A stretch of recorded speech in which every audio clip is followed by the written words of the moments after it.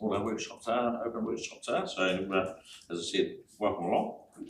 Look forward to a bit of an update on what's happening around the district.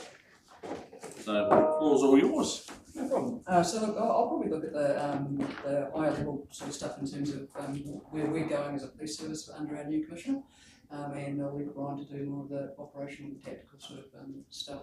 So I just wanted to, obviously, we've had a bit of a shake-up of our leadership team. The last 4 district commanders and the ACs, etc., were sworn in yesterday, actually, at the college, quite a big number. But we've got a new Deputy Commissioner, Mike Pat, and he covers the Central and South Island districts, so basically for the middle, if you like, Waimate and the rest south.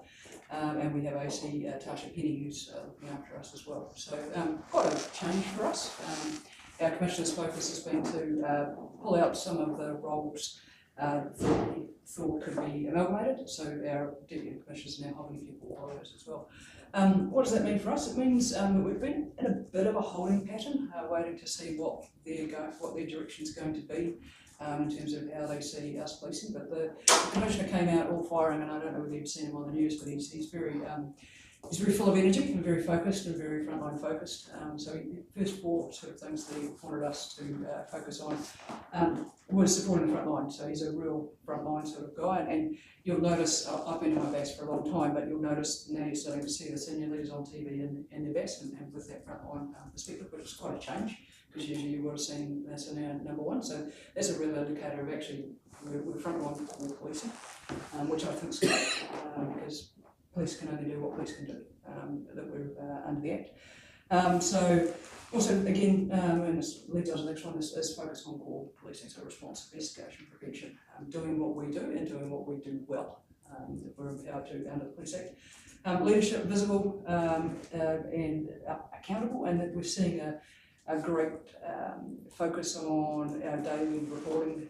So we have a system where something happens in Waimate that might be a significant event, it goes into our district command centre, and then there's a centre over that called the NCCC, the National Command Centre, and they're looking and actually escalating and making sure that our leaders at the top of the organisation are better informed about actually what's happening, and they're more interested and curious in making sure that we're delivering that great service. Good idea. And of course, we're all under the same being with us fiscally responsible. So, we need to make sure that we're putting our police services and we're funding our police services in the right things. And some of that will look at some of the withdrawals that we're doing, so for example, mental health, which is progressing. It carries some risk, but also we've been doing a lot of stuff that is actually not our business. We've always been that last social service there. But actually, we've got some really great community partners out there that can more than truly step into it. We just need to give them the right. So how's that going, Vicky, with the likes of the withdrawing from mental health? Because our big concern down here is that we don't have the services. Yeah, look, locally it's actually not too bad, because we've got really good relationships with the DHB here, and it's more about actually, when we pick up Vicky Walker, who's detained under the Act, actually not spending 7 hours at ED waiting for them to come, and actually putting some responsibility on. And look, Vicky's here ready to be seen. Can you actually prioritise that? So that's been a really big thing. But of course, if Vicky's in her usual manner and violent and dangerous, then we'll stay. But if she's not, if she's calm and compliant, then we'll look at actually Vicky needs to be assessed by you, of course, if there's a problem. So it has saved nationally a lot of resources. You can ask me for quantification if I have. But I think it's important for us to realise, because police traditionally, and this you in the room will know, will always be the first, but actually we've got really great community partners that do exist and are really better at doing what we do. Look at family harm, for example. Our family harm, we used to lead all of the plans, well, pretty much 95% of the plans are post-incident. Now we lead less than 5, because we've got good NGO supports in place to be able to do that. So I've talked to you before about the make safe and keep safe. We make safe, the NGOs partners that keep safe, which is pretty cool. Just wanted to talk briefly, no team plays without targets, and the Commissioner has launched 4 targets where we're just trying to work our way through, and some of them will be interesting. One is an 80% trust and confidence in police, which I don't actually think is, well, it's achievable, but it depends on when that is. So we're sitting at roughly about 68%, so we've got a bit of work to do there. I'm not sure, pre-COVID we were up at 80%, so is that a legacy of the long tail of that? I'm not sure. So we're trying to do some deep dives about how we can actually have a really meaningful impact in that. Great target, I like this one, increase in resolutions for retail crime. So it's not decreasing retail crime, it's actually putting more of a focus on outcomes. So picking up if you walk at the shoplifter, creating a resolution for that, all along the tools that we have, from formal warning if justified, te koe oranga, written warning, prosecution, depending on how that fits in the circumstances. So actually looking across the range of resolutions. But I like the focus on retail crime because it affects everybody. Some organisations just accept it as a shrinkage, whereas actually I think some of the focus for us in the smaller towns is the mum and dads who own the wee shops and things like that, because that shoplifting really affects their baseline. And I think we could do some positive stuff there with acting with urgency, and then again I'm going to use the words making sure that we're putting those wraparound services through API, alternative ways of help intervention. So Becky the shoplifter, why is she shoplifting? Well, she's got a massive alcohol problem. Okay, we need to get her into some addiction services. So looking a little bit beyond, but again, utilising those community partners. Next one is a decrease in public place violence. So predominantly that's around alcohol, but it also includes our car parks and things like that. We're seeing some of our offenders when they're challenged, and it's not happening here, but when they're challenged taking something from the supermarket violent, so that becomes a public place violence for us to make sure that we're intervening in that, which I think is a really good target as well. And the last one is service satisfaction, 8%. And I think that's a very achievable one for us. We don't have a measure on it at the moment about where we're sitting, but that's about doing the basics right, doing what you say you're going to do, explaining the process if we can or can't actually do what the commissioner is expecting, and also something that like I do quite a lot myself is saying thank you when you actually get a really good response from people. Like, I turned over a couple of cars on 72 over the weekend, and they all said thank you afterwards. And I said, well, thank you for being great to deal with as well. So it's just a reciprocity, because you've got to recognise that intervention can be quite impactful for some people and quite negative, but you get a good response, which is saying thank you as well. And so, yeah, those are the targets that we're working for. Work in progress, and I'm sure we'll come back and explain to you how we're going around that. But I think it's great. We've got really clear direction about what our commissioner wants us to do. So how are we sitting locally with our staffing numbers? Yeah, look, that's a work in progress as well, because we've been on hold while we've been waiting for the leadership team to stand up, and then we get some direction from them. So obviously with the review, we were told hold, and then let's see what actually the priorities are. So across the Canterbury district, there are 4 priorities that we need to deliver on. The Commissioner told us to stand up a retail crime team. The Commissioner also told us to stand up a gang disruption unit, and also beat sections, but we've had Selwyn 24/7 on trial for over 3 years. So it's moved from an on-call operating model similar to what you have here in Waimate to a 24/7, but it's still not been signed off on structure. So those are the 4 priorities we need to deliver on. And how we do that is yet to be determined. So Vicky, how many positions have been advertised for Waimate? None at the moment. We've been filling them with the OIs. So how long have those positions been open and not advertised? It would be over 2 years. 2 or 3 years. Yeah, which we really struggled when we were advertising to actually get people to apply, which was part of the problem. And I know, Craig, you've got a real focus, you want people to live in the area. So that's something that we need to look at how we actually fix that. So out of the restructuring that was done and all the feedback that came through from the community about what they would like to see with police in here, has any of that been taken on board with ways to make it more attractive for people to come to Waimate, as in, having somebody maybe cover those nighttime on-call positions so it's not so onerous for staff? I mean, there's plenty of options for getting staff here. Yeah, look, there are. The biggest challenge we have is actually getting people to want to move to the area. No, but what I'm saying, if you make it attractive for people to move in a policing role, then surely surely there's people who want to come to Waimate. Yeah, look, I mean, Most of us did. Look, hopefully we can make a way forward. There's a few sort of ideas floating around about how we do that, but nothing, until we know what we can and can't do. And the message from the Deputy Commissioner, we're filling the wise expression of interest with some really good people down here who are actually making a really good impact. It'd be nice to be able to attract that back in a permanent role. Just got to advertise the jobs first, right? Yeah. So when are we likely to see the positions advertised again? Is that in the near future, distant future? I don't have a timeline, unfortunately. I knew you were going to ask, but I can't hand on my heart tell you a timeline. We still need to get to know where we're actually heading.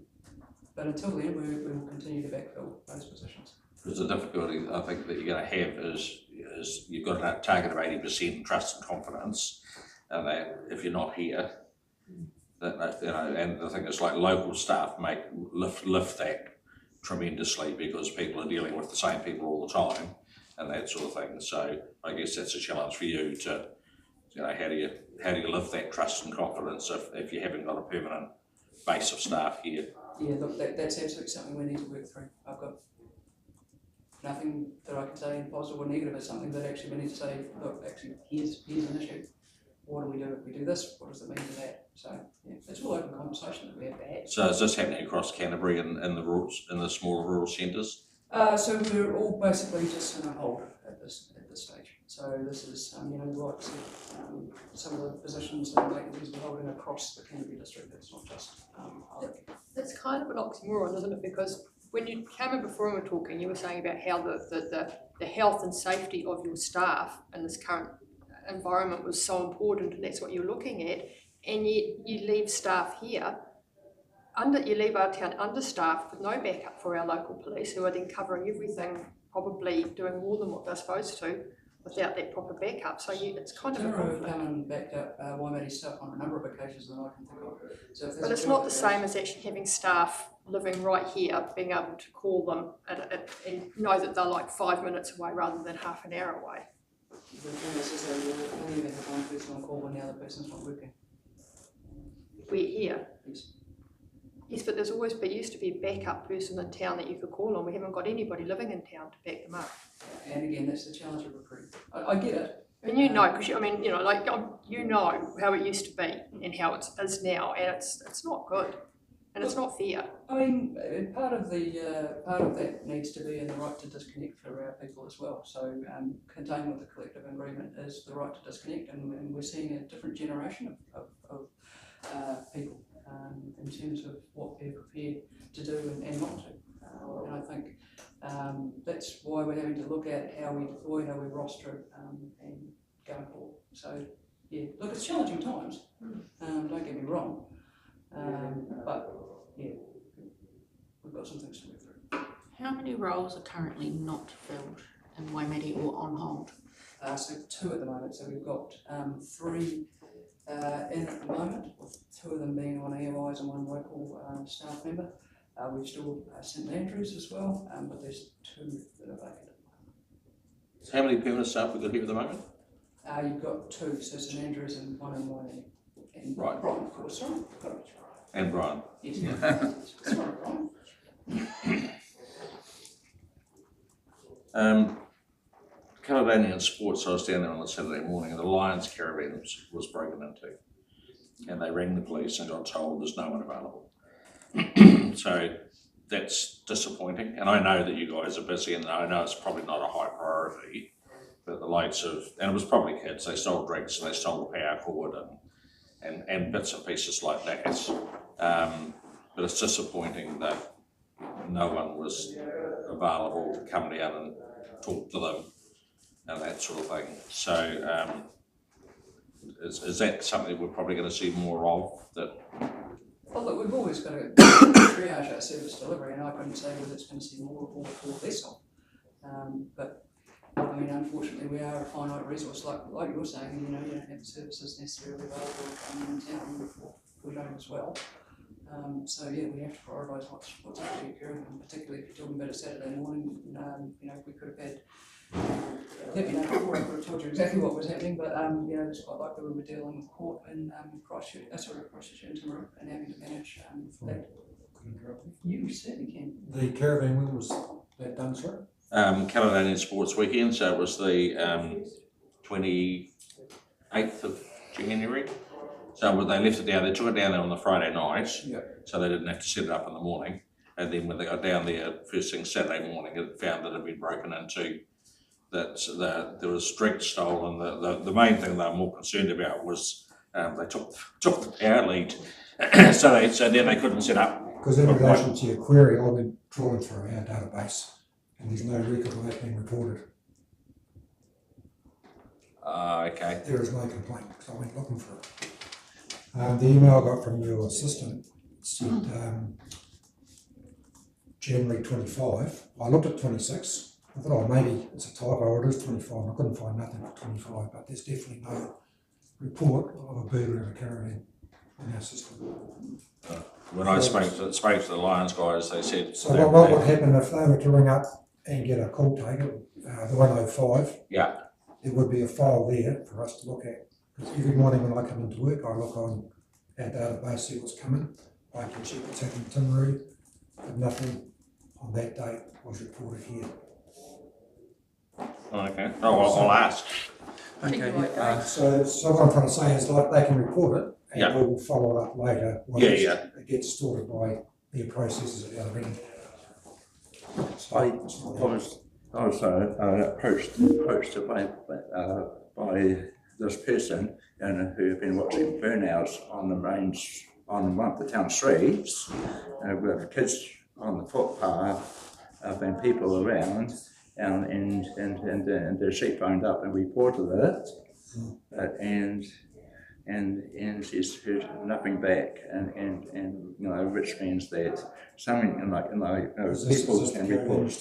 No, this is burnout. No, it's just a This is a different thing, and I was also laid a complaint about burnouts up in Kilsyth Bush and on the road police station. Went back a week later to see what's going on, and then they can't even see any report, any file. I can't speak for them. But the thing is I went back to our station, and the figure was good, and she chased it up. But it seems to be, people can come in and report stuff with number plates and things like that, and it just falls through the system. Phone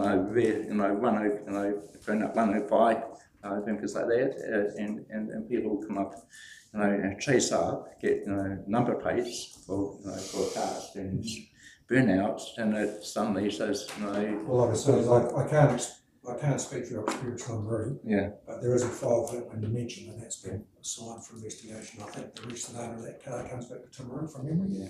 Yeah. So That's Kilsyth Bush one, but yours one go around Belt Street, things like that, and doing burnouts on Belt Street, and this lady had a number plate, things like that, phoned it in, and heard nothing back, and it's kind of like I know that the resourcing is not there, but it's, you would think that if she did a 105, it would be reported somewhere and it would be followed up. But it seems to be like that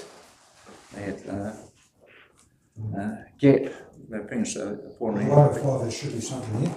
Yeah. And as to the outcome, I see what you're saying about a registration number, but just for those that aren't trained, a registration number is helpful, but it doesn't necessarily identify a driver or an owner.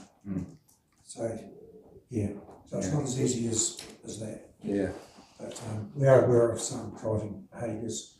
We do have other tools we can use, but that's a process in itself as well. Okay, and another question is that the White Horse was painted on January. Have the cameras been gone through? Again, I look for that one. There's no complaint. There's nothing in our system to report that to us. Could I just... So the first I knew what you're talking about there was the email from your assistant. So you'd be querying on the document, and there's nothing there. Okay, so there's obviously a breakdown somewhere. Well, I don't know where. Yeah. As far as I'm concerned, it's not reported.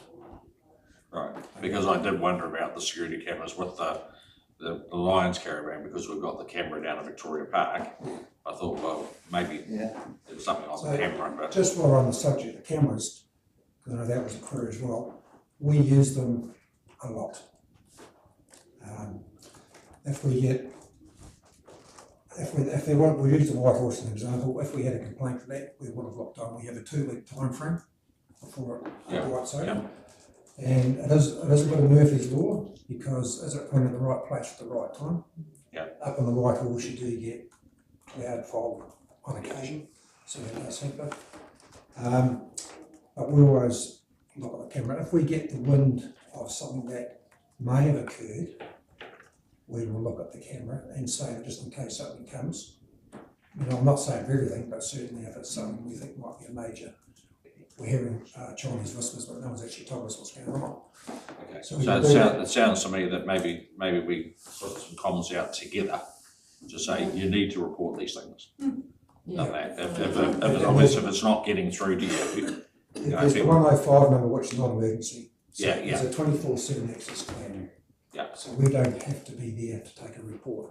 If there is follow-up to do around investigation, by all means we'll So if somebody rings 105, it generates a job. Yes. Or generates a Or file. generates a file. Yeah, which goes into a bucket that. Yeah. Right, And then you get those once a week or something, do you? No, I check them twice a day. Oh, okay. Yeah. So what I do is just say, I don't understand it, but it goes into a bucket. Yep. It's assigned to an area. Yep.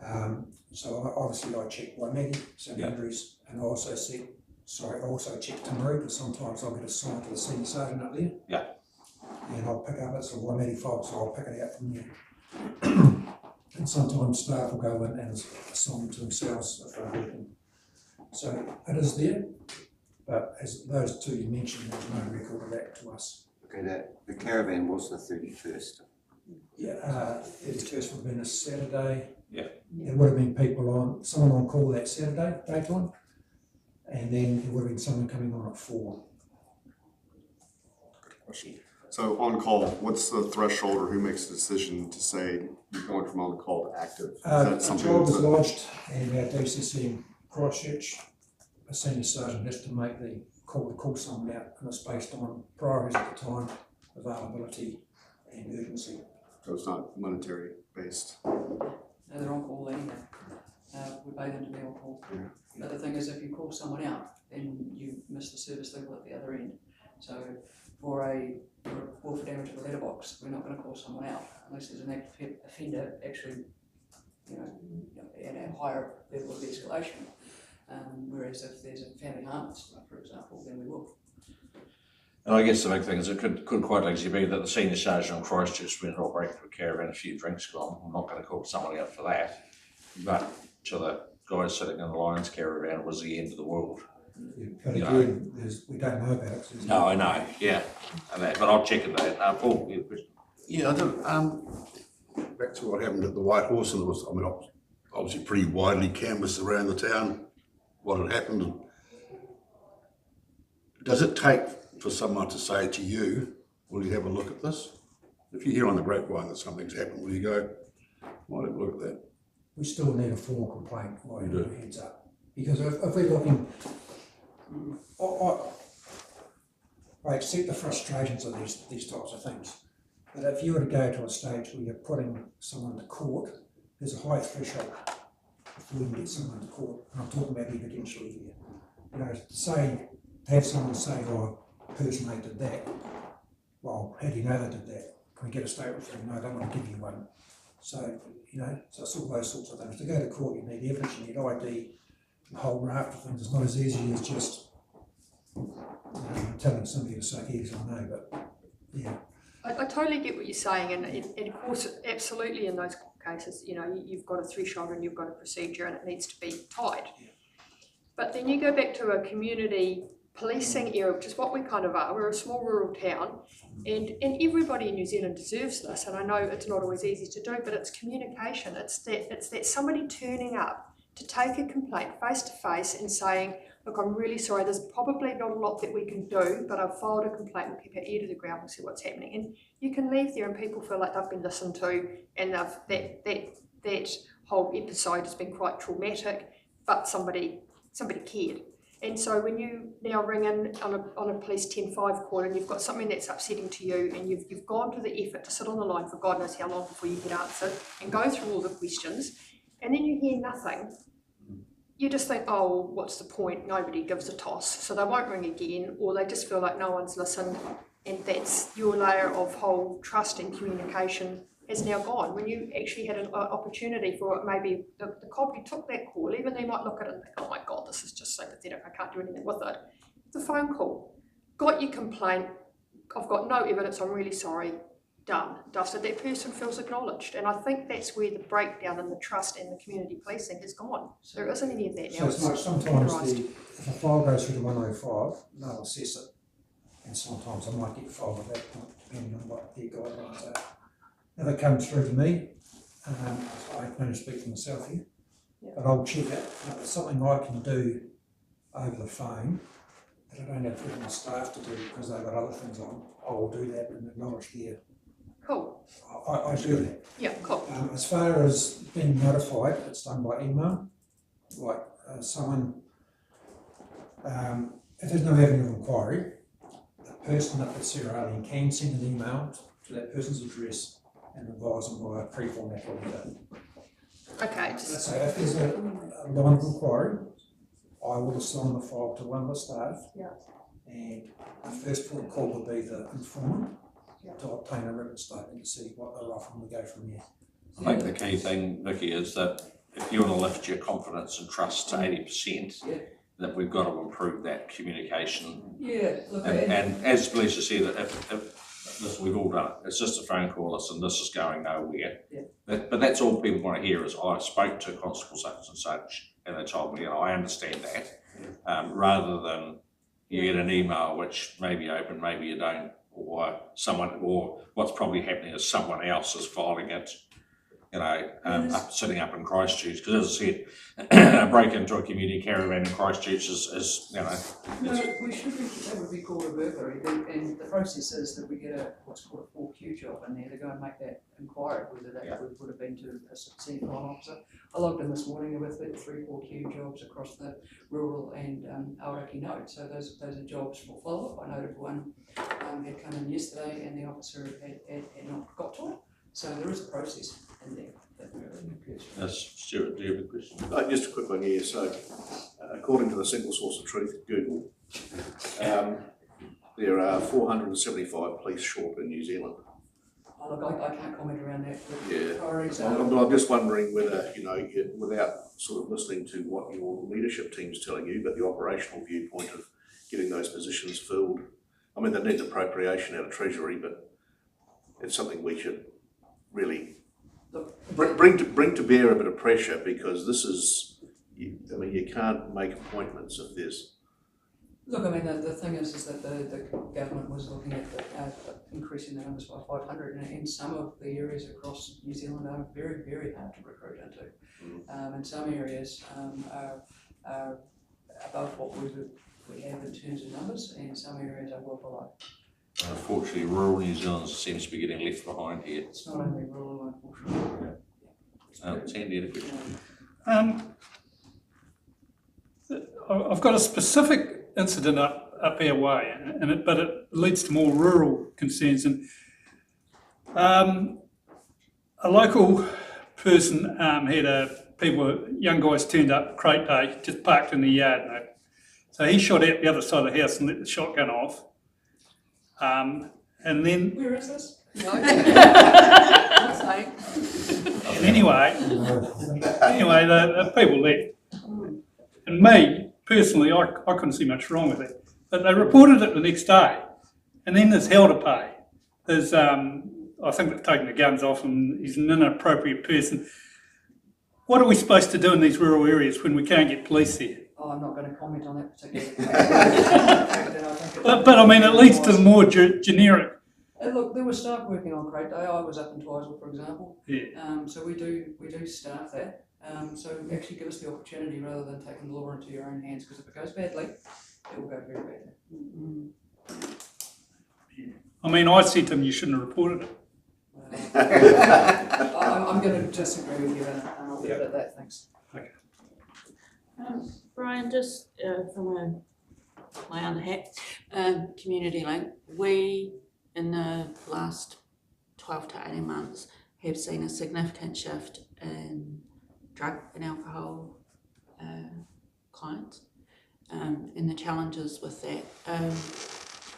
What are you seeing as far as trends with that go, and riskier clients, like probably more challenging people coming? Yeah, well, we have had a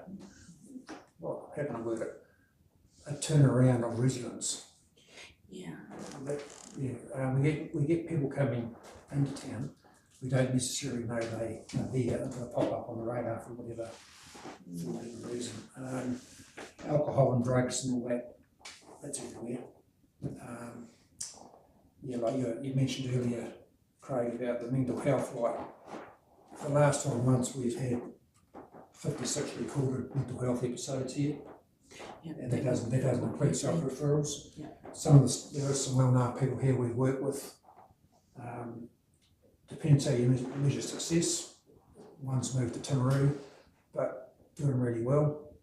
There's another person here who we're working with and giving them the guides. This person says they want the help, but we can only advise and guide.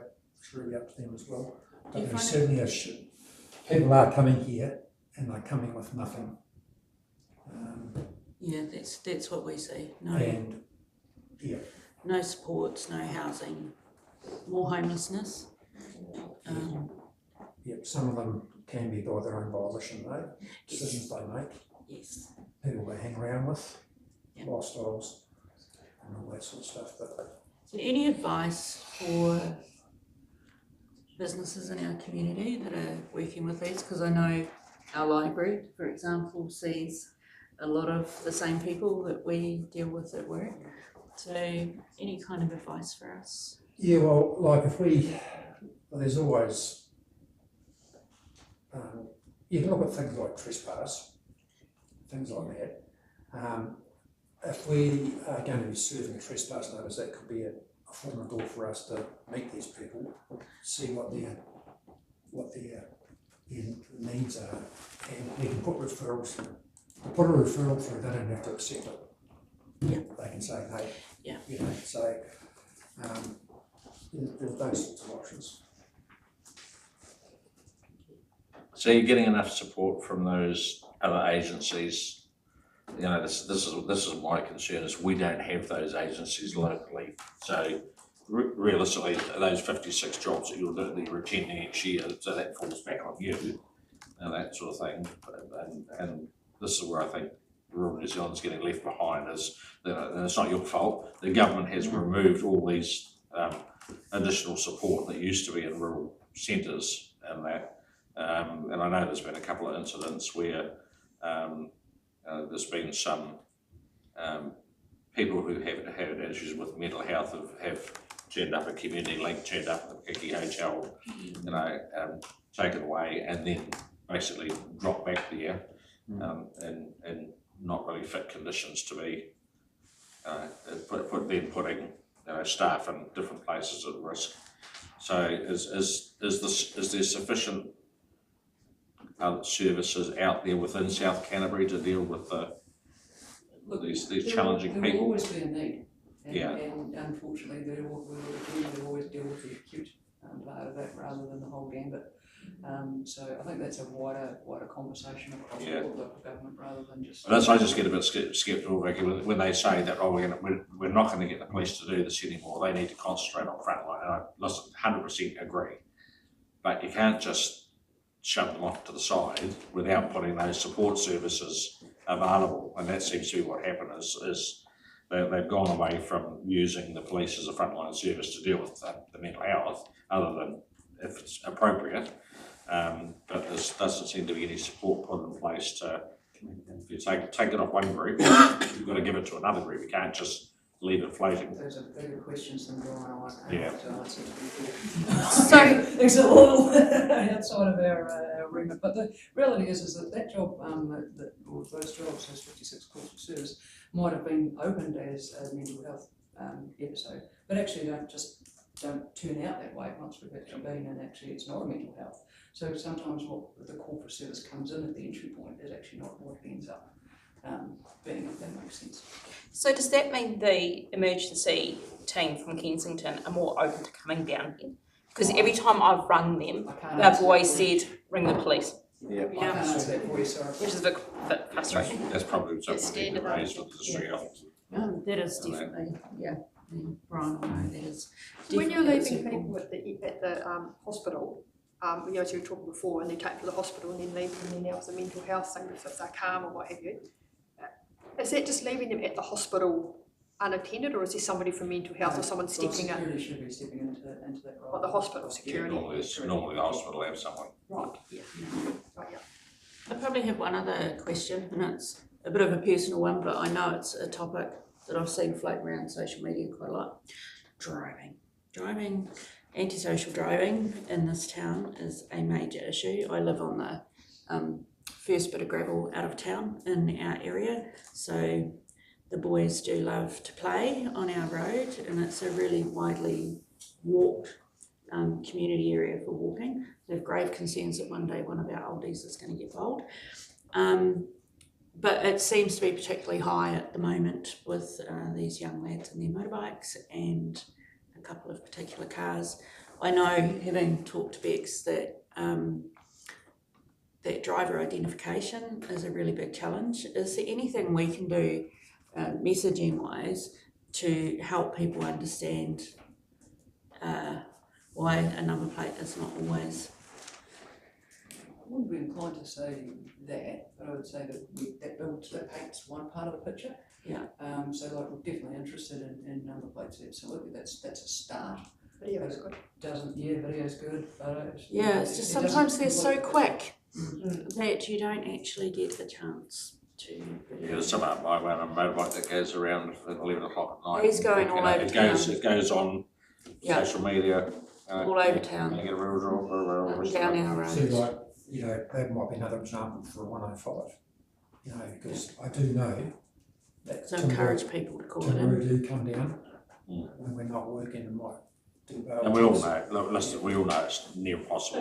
It's a nightmare. You know, you're at one end of town there now, though. It's like, It's a game that's been played through the generations for eons. Cat and mouse. Yeah. Yeah. Yeah. Absolutely. It seems to be particularly bad again. And it is disconcerting that I wait for the sudden stop of the sound, yeah. Yeah. because that's coming when they Nobody wants collide with something, Yeah. and no one wants that. So I guess the sort of final question for me is there anything that we can do to help you do your job better? Give us the opportunity. Even if you're ringing 10-5 at Bank's Picture, I mean, Brian's told you, he looks at that bucket every day, twice a day. Okay, so maybe we can get together, Brian, and put something up on Facebook around reporting, getting on using the 1005 number. Yeah, and particularly at the time it's happening as well. Yeah. Because, I mean, as Brian touched on, the timber units come down and do the bail checks on the night shifts here, so. I think the frustration though, Becky, people don't want to spend 20 minutes sitting on an answer phone. Yeah, but that's why it's. If it's one happening call, now, it's- it's Yeah, urgent. it's happening now. And they can make the call. I do know that if the job's St Andrews, we're going to be at Waitaki Bridge.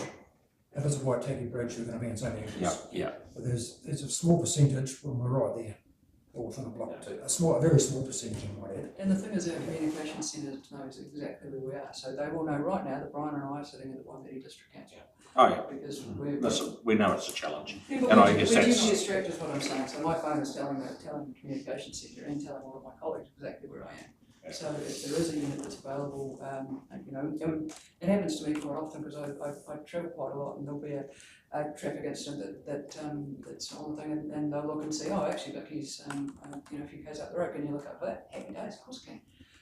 So we're getting better in terms of the technology we use and the opportunity to actually respond to something's cost of service. I guess, you know, the random patrols is the best way, is you know. Well, it And needs to be an evidence-based patrol as well, so there's no point in being, you know, somewhere where there's absolutely no cause for service. We should be based on risk as well. So The thing is, patrols a lot. a cop car driving up Blue Cliffs Road, everybody knows about it, and they go, oh, what are they doing up here? Yeah. and that sends a message around the community that, you know, that they were up here for some reason or whatever. It just gets the bells ringing and that sort of thing. So Our taxpayers too. Look, visibility is our best prevention tool. yeah, It really is. Totally. And sometimes, you know, like if you finish a turnover of a car, even just sitting on the road, writing up the ticket with your lights still on, it still drops everybody down. So, and I frequently get stories of oh yeah, I went through such and such, I only saw 2 police or something like that. So, you know, it's about having those marked cars, about being visible on the roads, because, you know, we all know what the halo effect is. It slows people, put it down. I know the ticket numbers exist on the state highway, but it'd be nice if the cars are coming in from Timaru, occasionally ducking around the back of St Andrews or Makiki, or just it's just to keep that presence up. So the highway patrol deal primarily with state highways and our road policing, and including Brian and myself. You know, we go anywhere. So yeah, it's not limited to that. Okay, well, we can work on some messaging. Any other staff want to mention questions, queries? No? I have to be careful, obviously. Yeah. I just wanted to clarify something, because it wasn't clear when you answered the question, but the full RAT, or the full capacity for Waimate Station, is a sergeant and 5 constables. On paper, And a constable in St Andrews. correct. So at the moment you're backfilling 2 positions and not backfilling another 2. Yeah. So at the moment you've got a sergeant and 3 and a St Andrews cop instead of a sergeant and 5 and a St Andrews cop. Yep. And just to clarify one other thing, sorry, Inspector. There is only 1 staff member living in Waimate District. Correct. Yeah. Okay, thank you. Thanks. And hopefully when we get to pull the trigger at some stage in the future, we can lift that. Oh, look, I mean, yeah, we've got to find out what we can. And I know, so listen, I'm not getting you, Vicky, I know it's above your head, but maybe we need to do something about that. Maybe we need to start writing to the Commissioner. Look, I think if we just give us an opportunity to see where we are going, and then we'll come back and talk to you about what that potentially looks like. Certainly, that's The only thing is this has been going on for 3 or 4 years now, isn't it? So, my grey hairs, it has been going on. Well, thanks for coming in. Thank We're you. going to have some morning tea now, so you're more than welcome to join us for a... Sorry, something. Didn't you have a report, or are you coming back? What are you going to tell us? What were you going to tell us about the incidents and stuff that's been happening and the numbers? Yeah, numbers what? So when we look around this area, this is from January last year to January this year. Our biggest call for service is traffic related. So there'd be complaints on State Highway 1, all sorts of things. Family home is still represented, 87 look, things like that, and mental health and all that usual stuff. Road policing wise,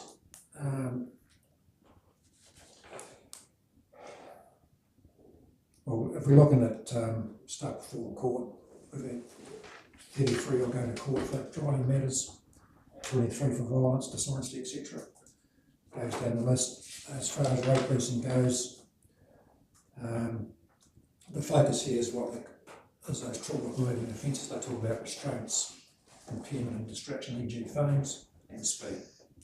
So that's the focus for road policing.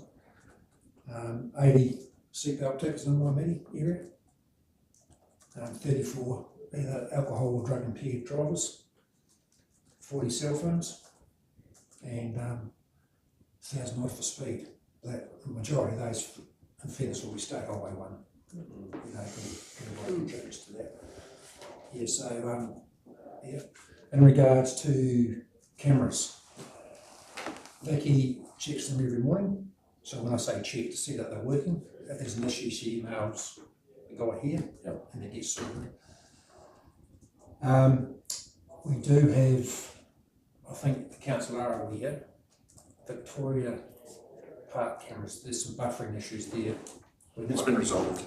Okay, so that happens to us as well. So all that's nice to have everything on camera. Sometimes we are stymied by technology. If we're looking at some offending as well, there's been a few incidences at Nottingham Park and Victoria Ground side. Yep. I'm just wondering, is that a place the council will consider cameras? Sorry, whereabouts, Brian? Victoria Camping Ground, we've had a couple. Nottingham Park This and, year. and the camping ground, camping They area. come in as a burglary, but people are getting chili bins swiped, just some people walking through, but there's never any CCTV. Nottingham Park, there's been some driving incidences, and a dog attack recently. You know, all that sort And of I stuff. guess we need to have a look at the whole system Yeah, and see if there's cameras that are not being used to their fullest. And that maybe we could shift one from somewhere down to, it's only a thought, because I know, yeah, well, we had a few Victoria Camping Ground. yeah, we can have a look at that, Brian. If we look at the lakes over Christmas, we had a couple of incidents up there, violence wise, mainly induced by alcohol. I'm not sure if you're aware, but the Coorou officer resigned, /retired. So, So that's been filled out of Omaree now, is it? no, there is someone coming from the North Island, I believe. So that's been filled, They so. must have advertised it, did they? Sorry, we're in the mess. Alright, In different district, different bosses, that's what, anyway, so that actually impacted on us as well, because Yeah. we had a good relationship. When the new guy gets continued down there, I'll go down and meet him. Yeah. Well, it's only logical that Yeah, we'll work out a game they plan. go across the river, which is 5 minutes as opposed to you going an hour and a half. Yeah, exactly. Likes the Hacker, would they be serviced from Coorou or technically from? A lot of the time. Where we had the Hacker fire station got broken into. Because Coorou was unmanned because of the vacancy, one of us went up and it was a whole morning. I think it's a gentleman's agreement. Yeah. Oh, okay. So that's, you know, like it was 120 odd K, I think, from Waimate station. Yeah. Yeah, leave at 9 o'clock, see you at 3. Yep. Yep. So, you know, that's what we've got to deal with as well. But in saying that, we're not up there every day. No.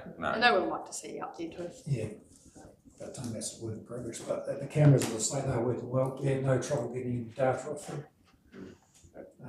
It's generally someone younger than me that does that, though, to be fair. But it does happen. I know Vicky and Justin here talk regularly now. Yeah. It's working much, much better. That was the issue raised that last time we came, wasn't it, in terms of the camera, so that's nice to hear that that's actually working. And Vicky also makes sure they're pointing in the right direction. The EGS staff members have gone on to look for something and just left it pointing at the sky. Yeah. That happens as well. Okay. So she's make sure we're just sort of working where they should be. Cool. Thanks, guys. No worries. Thanks for the Thank you. update. Thank you. Look forward to next time. All right, 10 minutes for a cup of tea, then we'll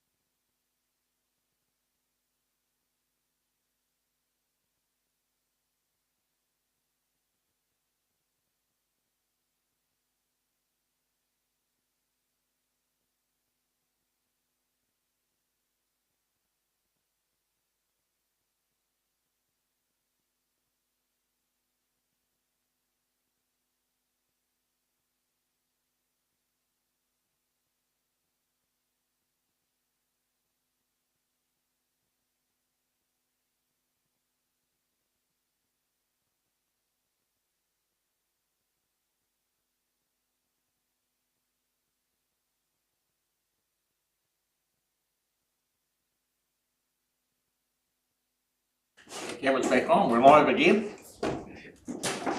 Welcome along. Thanks for coming to see us. Thanks, Craig. And that, just wanna, you know everybody? You know all the faces, but the names. Yeah, I want us to have a quick around the table so that you know. Peter Patterson. Lisa Small. Rick Seals. John Legg. Jackie Gilford. Paul Harrison. Stacey Swale. Sandy McAwee. And hopefully, you know, So I'm Greg Anson, the President of South African Federated Farmers, and this is Megan Hand. She's our Local Government Relations Manager. Local Government Relations Manager for the whole of New Zealand. So she's got a big role and certainly brings a lot of experience to her role. So it's great to have her. She actually, Megan used to be the councillor at this. Those who didn't know. Don't show me. No, thanks for having us along. I got your submission, Stuart, and we certainly align with a lot of what you guys are sort of angling towards. Federated Farmers sort of got involved because, the same as you guys, we're worried. Well, it seems like the government is hell bent on doing something. Yeah. And even if there's change of government, I think even Labor, from what I'm hearing, are going to try and reform probably regional councils. And so, from our point of view, we want to try and front foot it and try and get involved. And obviously try and protect our members' interests in rural areas, because that's, at the end of the day, we're a membership organisation for farmers, but we also belong to rural communities. So we have, the members in Waimate have an affinity to Waimate, just like up in my area, I have affinity to Fairley and Tyson. So we want to see it happen. If it's going to happen, we want to make sure we protect our futures and our assets and not get probably laden with a lot of debt. There's a lot of stuff going under the table that we're really concerned about, and we're just trying to front foot it and work with councils to try and maybe get a way forward that if it happens, it happens. We're not saying that, well, Megan probably, if I'm sticking our line of policy, make sure I've got it right, but we're not saying that we think it's probably going to happen, so we want to try and make it happen well. And one of the real concerns, and Megan can talk to this, is we certainly think if regional councils are shifted away, we want to get the big metropolitan areas out of it. We don't think we can really function with the likes of the Christchurches and the big metropolitan areas being part of environmental governance, because that's been a real problem with it, we believe, with the area. Just, the rural areas just aren't getting the say, yet most of the problems, or most of the things that we're working on are actually rural problems, not Christchurch City problems. Public transport, most people in Waimate don't care about public transport, although you've probably got your vehicle trust maybe, but most rural people don't really care about public transport in Christchurch. Maybe you want to have some comments? Yeah. So thanks for having us today. So I thought we'll just, as Greg said, thought it was good to meet with you and just let you know sort of where we're at. There's a lot going on in local government at the moment, as you can appreciate, I'm sure. You're probably head spinning a little bit, particularly if you've sort of new around the blocks with local government. So in terms of the simplifying local government space, where Fed's got to nationally, actually 4 days prior to the government coming out, as we sat down at National Council and said, hey look, where is, what's our position? Where are we at? What do we think it should look like? If there's going to be a change, what does it need to look like? And obviously Feds as an organisation nationally, and if you'll know from here locally, we participate with local government in a way that no other organisation in New Zealand does. We submit on almost every annual long-term plan, or at least look at every single one of them. So we believe that we actually know more about what's happening in local government than DIA does, in terms of the ins and the outs and the way things sit, both politically and where things are at from a financial perspective as well. And as Greg said, with resource management reform on the table, with local water done well, and all the different pieces of the puzzle, we wanted to make sure that there's going to be reform, that we ensure that our rural communities are looked after. And so what that looked like for a model for us is essentially, as Greg's spoken through, likely a unitary type model, but with large municipalities divided out from rural areas. So what that means is it's based on communities of interest approach. So people like me making decisions about people like me. So the big cities making decisions for the big cities, and the broader rural areas having their governance around resource management, around free waters, around roading, that kind of thing. We're still working through, so next week when we put our submission in to sort of find local government, we'll have that, but we're also working on a white paper which will which will flesh out some more of the positions around each of the different functions and things. So we're still working through some of that at the moment. So any feedback you want to provide to us around functions you like having or don't like having, or things that you think would work, or fish hooks for us around rural areas where rural leaders and keen to work with you. We see moving forward through this local government reform as being, we need to work really closely, particularly with our rural councils, because you guys are our community, and so we want to make sure that we're working together as much as possible. So just leave it for a discussion or any questions from there. So just before we move on, one position we do agree on is that we don't think that, what do I call the mayoral, yes, the one stepping in and running. CTB. Yeah, we think that's a dumb idea. Yeah. Right. And so you guys got enough to do. Yeah. And probably the most logical people are the councils that are there. Yeah. That's the position we've taken on that. So- So I think that aligns with So long-term position, absolutely, yep. Can So you that's have a over the, reform you're conversation? talking about, that's over the governance of Environment Canterbury. Yes. Yeah. Okay. We don't see, and obviously we've taken both a national approach and a local approach to looking at that potential model government's put forward and gone, and look, as an interim, why the need for this interim approach? We've just had an election, we've got elected councillors, there's enough going on with respect to reform that we think there's no need for that interim step. The governance of Environment Canterbury can stay for now while this reform conversation is happening. That makes the most sense given the context that we're in. So with that, I mean, I think our thoughts was that the government stayed with ECAN, but the CTB had some input on the future design of. So is that the way you see it too? Or? There's certainly nothing wrong with that, because I mean, that's the way we're heading forward. It's just, I don't think they should be involved in the day-to-day running, because they've got nothing to do running their own councils. The reality is for Canterbury, we've already got a mayoral forum. It's functioning, it has all those people at the table anyway, plus Environment Canterbury sitting there too. So it makes sense for those reform conversations to happen in a forum like that, or a similar setup. It's the same thing essentially, but without that removal of that governance function, removing the councillors who've just been elected. So I can tell that is the general consensus of the mayoral forum. Yes. A couple of meetings that we've been to, one of the things that we've said is we don't want to be responsible for the day-to-day running of Environment Canterbury over that transition period. We believe that the role of the mayoral forum, or that CTB, or whatever you like to call it, it's the same thing, is to look at the future for local government. Yeah. Is they should be solely focused on what does the future look like, and that. Like you, we want to be part of the conversation. We want to do it ourselves, not have it done to us. And that's been the general consensus around the table here is that we need to lead this rather than government stepping in. The one thing that does worry me with the mayoral forum saying that they don't want to be the governors of the ECAN for that transition period is I think it does open the door up for the government to put commissioners in. So that's one thing that does concern me. I'd rather see the current elected members say they're elected to do the job and that sort of thing. But I think we have to be careful that if we turn around and say we don't want to do it, that the government says, well, if you don't want to do it, we'll do it for you. And they'll put commissioners in as something they need to be aware of. Colin said, I think was your very draft submission that was through. our original draft. That was our original draft that went to our National Council rather than our submission. So obviously, once we've got that fully framed, I can send that to you. That'd be really helpful if you could. Also got the rates capping one sitting there. Yeah, that'd be great. As well. Any information we can share, the better. Absolutely. And that sort of thing, because as you said, we're all looking after the same people.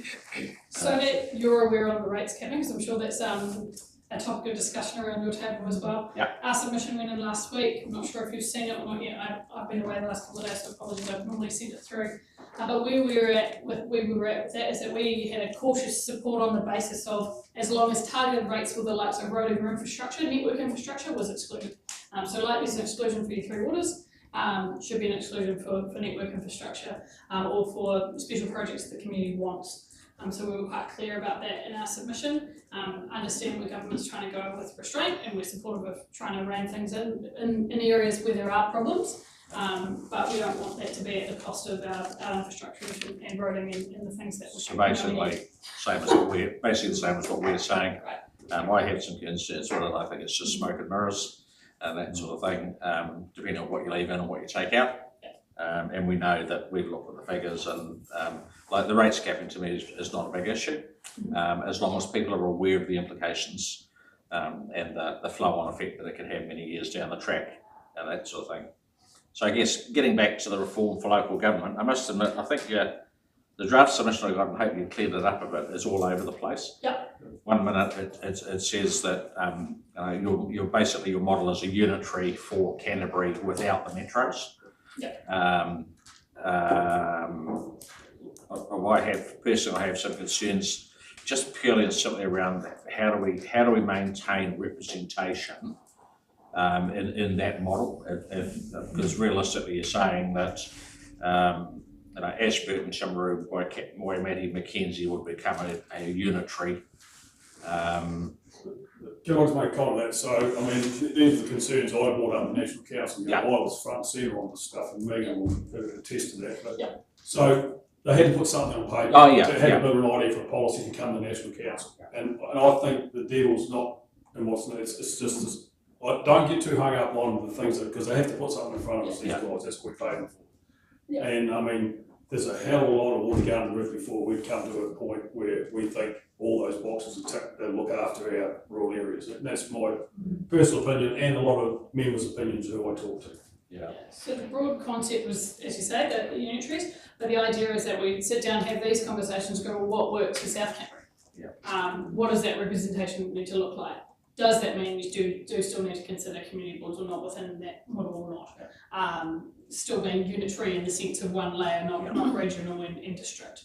And so for us, it's around opening these conversations. Here's the model we're aiming for in the big picture, but what does that look like to maintain that rural representation, to maintain your protection of any very local community assets and things that are held dear to smaller communities within the larger South Canterbury or Otago or whatever that looks like for the particular area we're working with. So that's the idea. Just with regard to the community board structures often don't work that well because they're not, they have no power, they have no money. So if you're going down the unitary authority, you need something under that to still retain local ownership.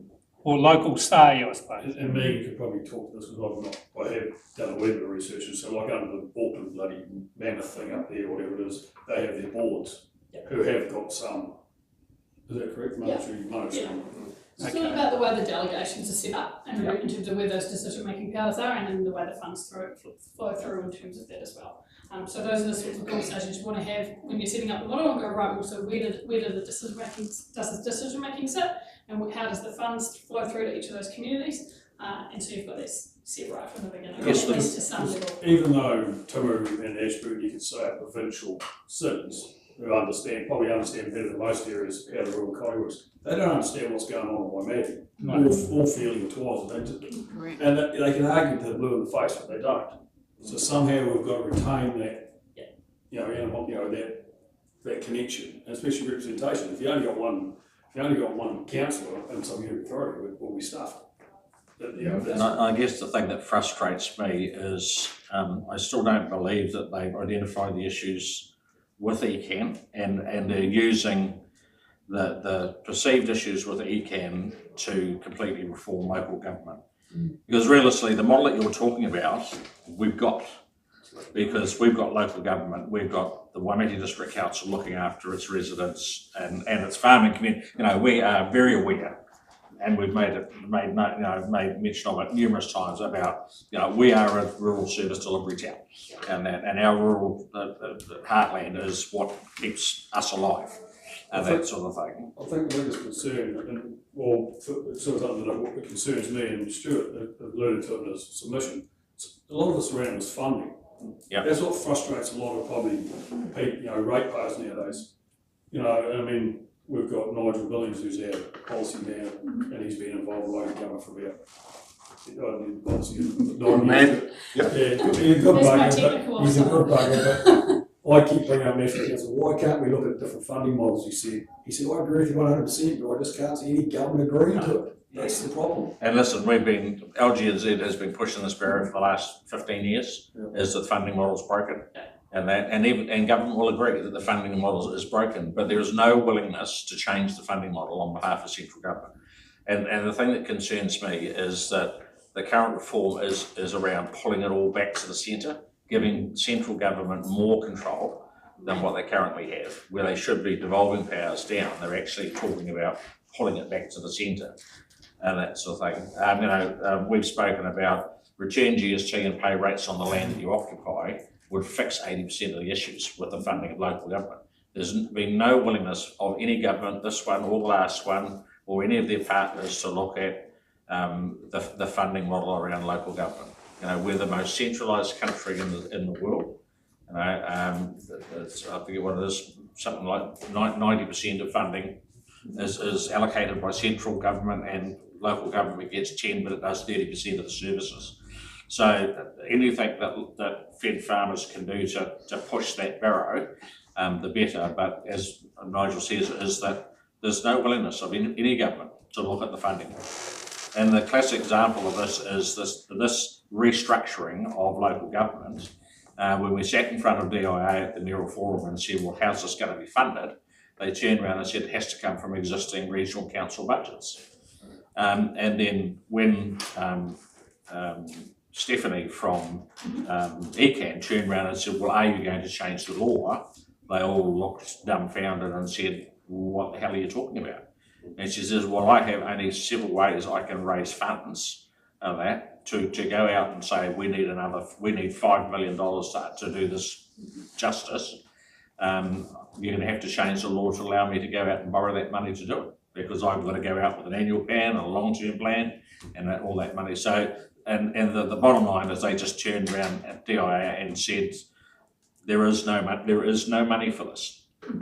So straight away, and this is what concerns me, is we're talking about a rates cap and spending money wisely within local government. So here's the government who's just lumped a $5 million project on Canterbury at least, without any funding support whatsoever. You're right. And we've had similar conversations with DIA and directly with the Minister as well. So I'm not sure if you've seen, Craig, but I can send to you as well. We, at the beginning of last year, prior to local government elections, about this time last year, we actually released a document around ideas for local government, and that included the likes of stopping unfunded mandates, increasing the funding assistance rate to 90% for roading, and reforming the model, the funding model, a number of different components, which obviously were quite challenging to government, things like consider paying rates on ground land. Those kinds of things. So very similar to some of the things local government has been saying, we are on the same page on. Yes, there's differences, we're not always 100% in agreement, but certainly that funding model component. What we then moved to is, so we did that, we've done that, and then we did the local government election platform piece. The structural reform piece is the third sort of pillar, if you like, of our piece, and we sort of said, well, look, we know the funding model piece is going to be incredibly hard to get across the line. We've been trying to do it for essentially 20 years. We think that Chan report, all of those sorts of things, productivity, Procom report, all of those. So if we can get the structure right, given we knew government was sort of probably heading that direction anyway, then have another bite at the funding again. Yes, tricky, but if we can try and arrange structural reform in a way that looks after communities of interest, that then you can direct funds into specific communities of interest, and for particularly economic development purposes, we think that potentially could be a way that we can make it a more attractive proposition, particularly for rural communities. So I guess one of the big challenges for me is that if we go to an amalgamated unitary type authority, how do we ensure that our ratepayers are able to maintain a level of service that they require? Because currently, admittedly, our rating's not 100%. But I tell you what, it's a damn sight better than a lot of places around the country and that sort of thing. And I do get really concerned that if we go to a larger grouping, that we will become the poor cousins, because they'll bring everybody down to a level and that sort of thing. And that's with a lot of things that we do. Then the key one for me is that we've fought bloody long and hard around our three waters, keeping them in-house, and as day by day goes past, that decision has been reaffirmed every time we go through a different phase, and we look at some of our neighbours and the costs that are going to be involved in the environments and everything else. We're quite frankly sitting pretty and that. And I do get concerned that if we go to a bigger model, and call me a bit sceptic, but I also think that the government's going to get what it wanted in the first place, because it wanted only a handful of water authorities to deal with. So if we amalgamate everybody, that's what we'll end up with. But I just keep coming back to and listen, we want what's best for our district. And quite frankly, every model that we've looked at and talked about around the table, we can't see a win for our district. To us, it just seems a lose-lose situation, no matter what model you look at, in comparison to what we have now. Yes, local governments, and I get bloody frustrated when I see Wellington tipping sewage into the sea and Christchurch tipping sewage into Littleton Harbour. You know, that just does so much damage to the sector. And when you get a council that is performing, we all just get tarred with the same brush. So, yeah, Stuart, sorry, I've had my rant. Comment on, what's your thoughts on the roading, Stuart? You know, what's a good way forward for that? Because that's a real core service that rural areas need, is roading. It's their fundamental service. Yes, it is basically, especially for farmers, and the economy, the rural economy, all their roads. No access, no industry. It's very straightforward. I'll come back to something that really concerns me amongst all of this, and I'm probably a little bit more cynical than most, but the CTB proposal is nothing more than a platform to engage councils to use internal resources, of which we have no internal resources to spare, to start looking at this reorganisation plan. And $5 million, try $10 to $15 million. That's just to come up with a plan. And once you've got a plan which the government approves, try hundreds of millions of dollars to put it into place. Just the employment law side of it is going to be phenomenal, because you're talking amalgamations. So I just, what offends me about this whole thing coming out of Wellington is they're not telling the truth. And it bothers me. I'm sorry to say that, Neil. No, that's right. If you have a look at the rates capping is just a side issue to distract from what water charges are on their way. They don't know what those water charges are going to be, because, you know, we're well down the track of our internal business unit, but all these CCOs that have been set up at the moment, they don't know where their debt position is currently. But that debt position is going to flow through to customer user pays. It's the same person. So I would be really, really cautious around accepting an internal opportunity to try and negotiate that mammoth outcome, which would be taking the current local government structure and regional council structure and trying to come up with a reorganisation plan for a unitary council and the budgets that come with it. I don't think people understand the mammoth task. Just closing, potentially amalgamating two, so if we amalgamated Waimate and Mackenzie, for example, if you have a look at a small CCO either side of us, potential for Waitaki and Mackenzie and Timaru to set up their water CCO, they're talking 10 million. What's going to be the cost of amalgamating two councils, taking two councils to end of life financially, then amalgamating them into and then start talking 9 councils, 10 councils. To me, you know, I'm more concerned than most around the reality of this and what it means. And what I tried to do, we've got the reorganisation submission I sent to you is probably version 1. We're probably up to about version 3 now, as we start thinking. Got many versions. Yeah. Hopefully they'll improve. But at the end of the day, once again, we're heading down a phenomenal national policy change without bringing our communities along with us. That's a real another concern that I have, and I'll be given the opportunity to do that. So these are many things. Having gone through many amalgamations in Australia, I sort of know, you know, in Queensland we took from 153 councils down to 73. Just the input into the sub-employment group which I led for Queensland, that was, you know, hundreds of millions of dollars. So I just think that we've got to proceed with real caution here. I do get a bit sceptical too, because what's different from the Shan report, what's different from the Productivity Commission report, what's different from all the work that LG&Z have done over the last 10 years. And all we've got is a whole heap of documents sitting on a shelf. And I think that this is where this could end up, is that we could spend the next 2 years getting together as the CTB, putting together a reorganisation plan, and that those plans will have to include all those issues that Stuart's spoken about, and then the government's going to turn around and say, oh, people are not going to be very happy with that. We're talking about, you know, $500 million to reorganise Canterbury over the next 10 years, and you're saying, but you've got to keep rates between 2 and 4%. It just seems a bit, excuse my language, ass about face. It's just, and this is why I keep coming back to, what's the problem with ECAN? Let's fix the problem with ECAN and leave councils to get on with the work that they need to do. We've got enough on our plates now. So what's the issue with ECAN? And is there an easier fix to the problems with ECAN? And I think you've got to be very careful too, that you've also got to remember that 80% of the population of Canterbury live in Christchurch City. So if you take the city out, you take a big chunk of the funding out as well.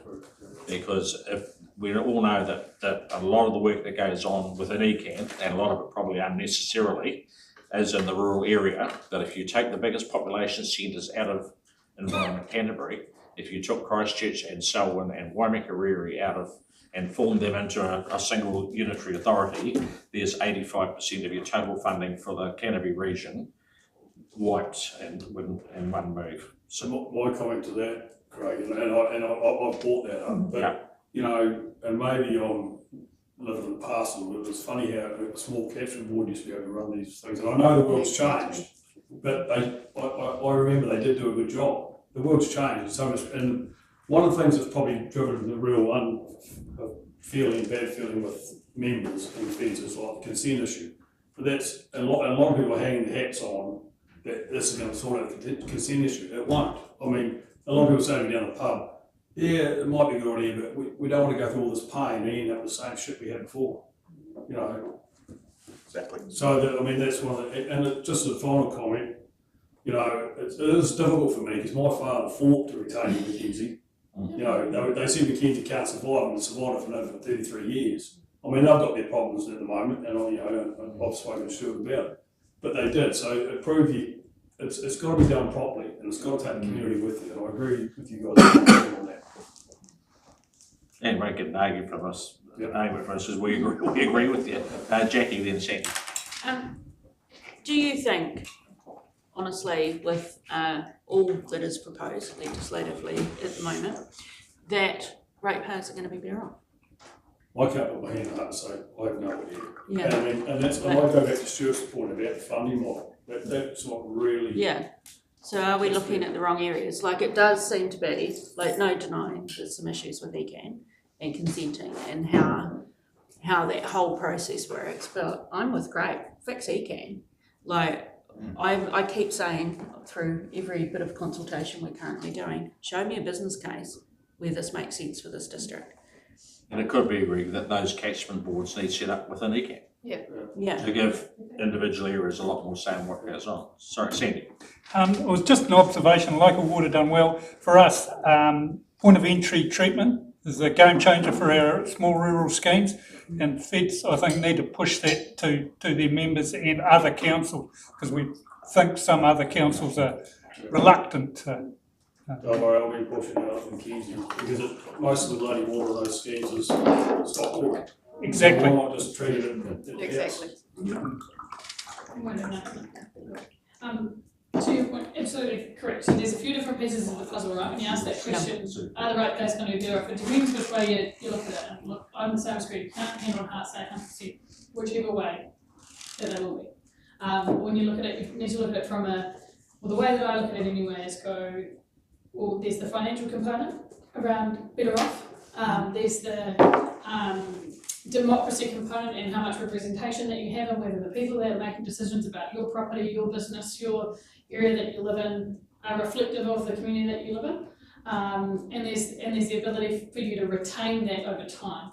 As we've said, 80% of people in Canterbury, in Christchurch at the moment, that's going to continue to grow, and it's going to happen elsewhere in the country too. So some of the population projections with respect to urbanisation, all of the growth within population growth is going to be in more urban areas. So based on the current population model with respect to representation, rural communities are going to get less and less say within our existing structure. And that's So the you've issue. got, yeah. So what you need to be thinking about is not only, and what I've been thinking about when we've been working through these models, is not only the financial component, but the representation component for rural communities as well. And it's a really difficult trade-off, because you go, well, we might end up worse off financially, but we might have more say over how that money gets spent, or what we spend it on, or we might not. And so it's a really tricky balance, and you have to go, well, what do you think matters more to your community? Is it always the dollars and cents, or is it also about having a say on how those dollars and cents are spent, and what is the level of service you're receiving for your dollars and cents if you're pooling your money? And it's got to be balanced. Yeah, absolutely. And so it's a tricky balance to get right when you start talking about structure and about the finances. Yeah. But just got to try and navigate that as much as we can, and we think the more locally that you can do that, that you're more likely to be able to strike the balance if you can do it at the more local scale.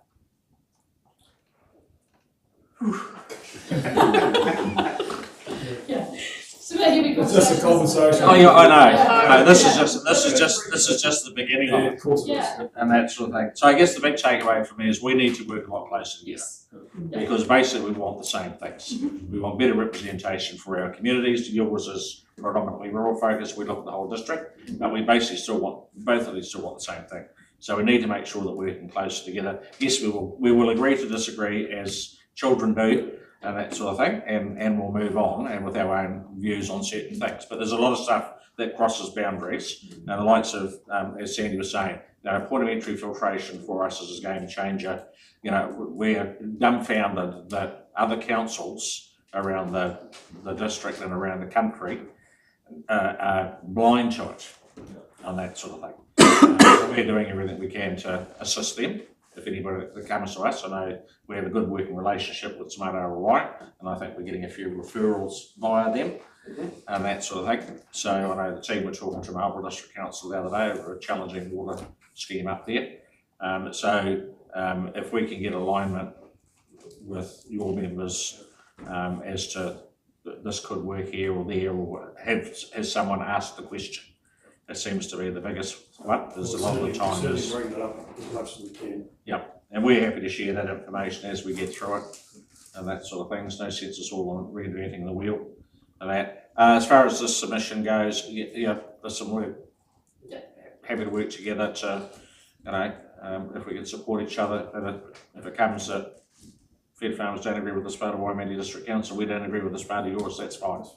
That's life. And I think it's important to remember that we do represent farmer members, but as I said earlier on, farmer members do belong to each community, each block. Oh, absolutely. Yeah. People say, oh, why would I bother about the bloody library? But usually your kids go there, or your grandchildren, or something, or you've got friends in the town who use it. So it's quite easy for rural people to sort of, get above that and they forget about it, but most of them really do I know. part of the community. There's a few grumblers. Yeah, of course there is. 90% of them are fully aware. Yeah, of course. And that it takes a village to raise a child or that sort of thing, and it takes a decent district to keep everybody happy.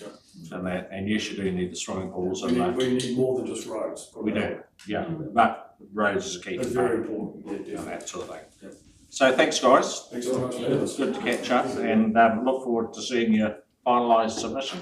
Yes, we'll do. We'll make sure that we get those other ones to you. It'd be good if you That'll could. be. That'd be. Just on the three waters point around the point of entry things, but I might touch base with Stu on that. We have some other avenues around public communications, shall we say? Yeah. Perhaps it might be good to do a case study on where you're at in Waimate. Yeah. So look into that. Absolutely. Sounds good. Thank you. Thank you. Thanks very much. Thanks so much. Great. The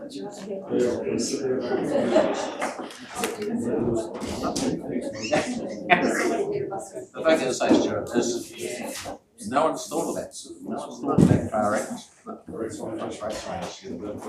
far, when you should be looking this far. And that, so. The only thing we need to be careful, I think, if we say, you know, we don't want anything, you know, in terms of reorganisation, we'll get something imposed on us. Oh, yeah, yeah. You know, we need there's a balance to be struck here. And that sort of thing. We need a chair at the table, I suppose. Yes, we don't. Guys, right. Good morning. Anyone come up? Yeah. Sure.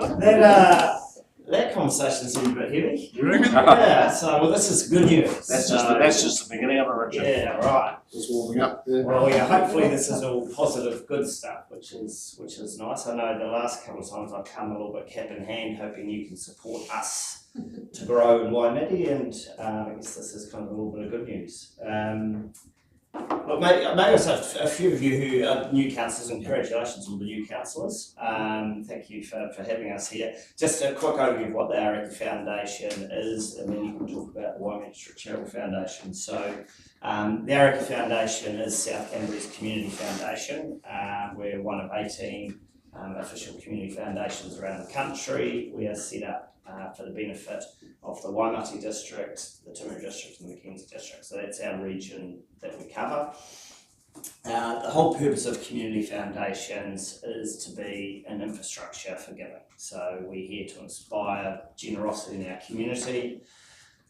I think in the simplest form, it's really to take private wealth and put it into the public system, essentially. So be a vehicle for people that have philanthropic ambitions for their community to be able to give, and we facilitate that. So in the simplest sense, individuals give us a gift, we invest that gift forever, and we give the ongoing income off that capital out to the causes the donors nominated. So we're donor-led or donor-advised. The person that gives us the capital, and that might be a gift today or it might be a gift in their will nominate where they want that to go. And that might be for a specific charity, it might be for a purpose, or it might be for a region. So they choose. So that's us. Do you want to explain? Well, the Waimate District Charitable Foundation was probably instigated by Craig in the very first instance in about 2012, I see in my notes. And so you instigated that with the fundraising for the event centre. We've had a few other things that we've been involved in, and I acknowledge Lisa and Tina and Paul as the members, trustees of this foundation in the past and present. We've been fairly quiet in the past, and so when our Araki Foundation approached us to come into our area, they didn't want to tread on our toes, but with starting up the Waimate Fund, I think we're in a better position. The Araki Foundation has more resources, better way of looking after the money, and people on the ground rather than just the volunteers administering it. So quite happy to join with them and to launch the Waimate Foundation, the Waimate Fund at a presentation on the 24th of February. So yeah, so we've been working for 3 years. I mean, I've been on board for about three and a half. And look, for us, Waimate was an area where we hadn't received many gifts. We didn't have a big presence down here. We probably didn't spend a lot of time down here. And part of it was that there was this other community foundation in this area. And there was confusion, I think, probably from our trustees, probably from your trustees, and probably from the community as to who's doing what. So we've been working hard to get a partnership going. So at the end of last year, we signed a memorandum of understanding to work together for the benefit of the Waimate District and the people that live in there. And I guess it's trying to combine the resources we have as an established foundation with staff, with money invested, with income coming in, but then utilising the Waimate Charitable Foundations of that locals on the ground, knowing the people in this community, knowing where the money should go in this community. So trying to find the right way to use the skill sets we have collectively for the benefit of the district. So the first thing we've done is start this Waimate Fund. So we've started a Waimate District Fund. it's an idea at the moment. It's got no money in it, so it's got no influence, no way to kind of do good out there. But our goal is to grow that and to get local people to contribute to this fund. And in time, and it does take time, hopefully it's going to be a great funding source for this region. And the way the funds work, we will manage the investments and the gifts that come into this fund. And with the income that comes off each year, we give that straight to the Waimate District Charitable Foundation to hand out in their community. So they'll be doing the distribution on our behalf. Collectively, we'll work together to grow the fund. So it might be, obviously, the trustees of the Waimate District Charitable Foundation might find an opportunity for someone that wants to give back to Waimate and will refer on to us, and we might go collectively and meet them, or it might be an individual effort. But the goal is just to keep fueling that fund. And it's great, I think, for this district to have a vehicle that local people can give money locally, because it gets, the smaller the region, the harder it gets to keep money in here, because you don't have a whole lot of charities based here. So if you give to a particular charity, it might be South Canterbury wide, it might be South Island wide, the likes of Cancer Society now has gone South Island wide. So how do you, if someone wants to look after people with cancer in Waimate, it gets harder to do that. So having your own fund here and having a way where we can build funds specifically for Waimate, I think is going to be really beneficial. So, as Rowan said, there's a launch event coming on Tuesday the 24th of February at 5:30, and Rick very kindly has provided us with the amazing facility of Queen's Arcade to be able to have that. So you're all invited. You probably would have had an invite, I assume, sent through. We want to see as many people there as possible. The way these funds build well is that we get support today, so we hope that some generous people will start to contribute to the fund, and that might be a one-off gift, it might be a monthly gift. But where it really gains momentum is when people leave gifts in their wills. That's when it gets huge. And so often it's not the people you think in your community that are going to make the biggest difference, but they're a large portion of donors to community foundations don't have children, so they're looking for a way what they do with their wealth at the end of it. And sometimes it's the least assuming people have got some property or wealth or farm, and they leave that to the community. So that's the goal. If we can show that the community's behind this fund, we're going to encourage those people to go, this is the way we give back to Waimate. Actually, one thing Richard hasn't really mentioned is already Waimate is benefiting from the Aoraki Foundation, because a lot of the money, I'm a local Waimo and a trustee, and Tony Alden's a trustee, and actually Raymond's on the distribution committee.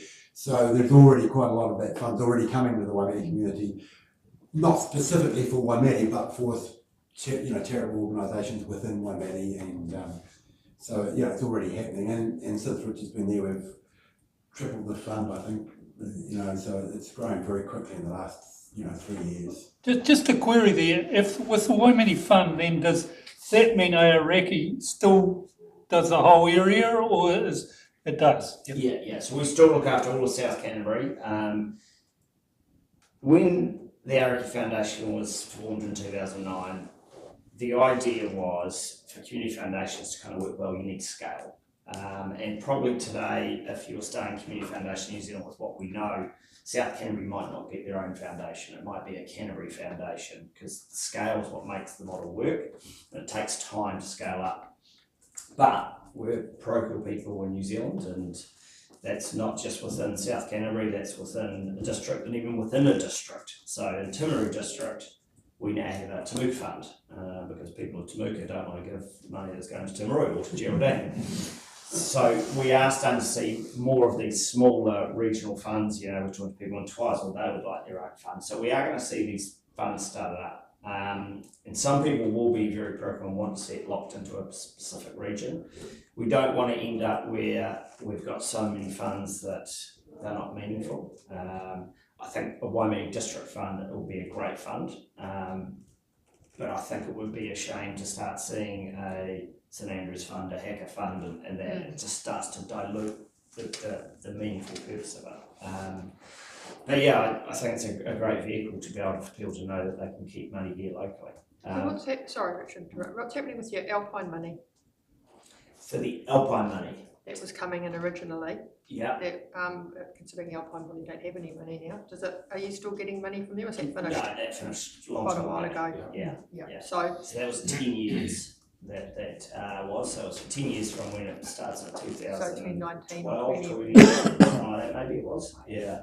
So the money now that you've got coming in, it's still allocated to, is it still that same percentage to Waimate and to Mackenzie as it was at the start? You're still looking at like 7.5% to Waimate from your collective funds, or was that only for the Alpine money? So the Alpine, yeah, so we have in our trustee any funds that are untagged, so the donor hasn't specified either an area, a purpose or a charity, that that's our general fund basically. So we've got a general fund which is largely made up of the gifts that came from Eric and Queenie Miller, which ran a transport business in Timaru. So that's about $600,000 at the moment. It gives out $30,000, $40,000 a year is kind of what's been giving out. Of that untagged money, we aim over a 3-year period to average 75% to Timaru District, 15% to Waimate and 10% to Mackenzie. And that's based around population. It was based around the original Lions Trust model. So that was the same for that Alpine money. So the backstory around that Alpine Energy, and I think I've got this right, obviously stories from 10, 12 years ago, depends on who you talk to, but they gave $1 million commitment to the aquatic centre that was being built in Timaru. Discussion was had with the Waimate and the Mackenzie representative. Well, how much are we going to use that pool? That money's coming from Alpine Energy, it's owned across South Canterbury. So the decision was made that $750,000 of that would go to the aquatic centre, $75,000 a year for 10 years, and $15,000 a year would go into Waimate and $10,000 a year would go into Mackenzie, and that has been happening. We've funded the event centre, was a funder, Ted's bottle statue, I think skate park got some money, Centre Care I think's got some money, so all of that's been going through to the community, but stopped before I arrived. So how does it work then with people now applying to the Araki Foundation from Waimate who might want to do a project, and your pool of general funds? Is there any set amount that they can apply for with that? Does it matter now that that Alpine money and that funding isn't there? It's still that same amount. Yeah, so Zora's our distribution committee. So each year we call for applications at the start of September. People can apply from across the region. From that general fund, we had 40,000 last year. So the goal was to be able to give out 6,000 into Waimate District, 4,000 to Mackenzie. Then there's our largest fund that we give out as a health fund, which is about 130,000.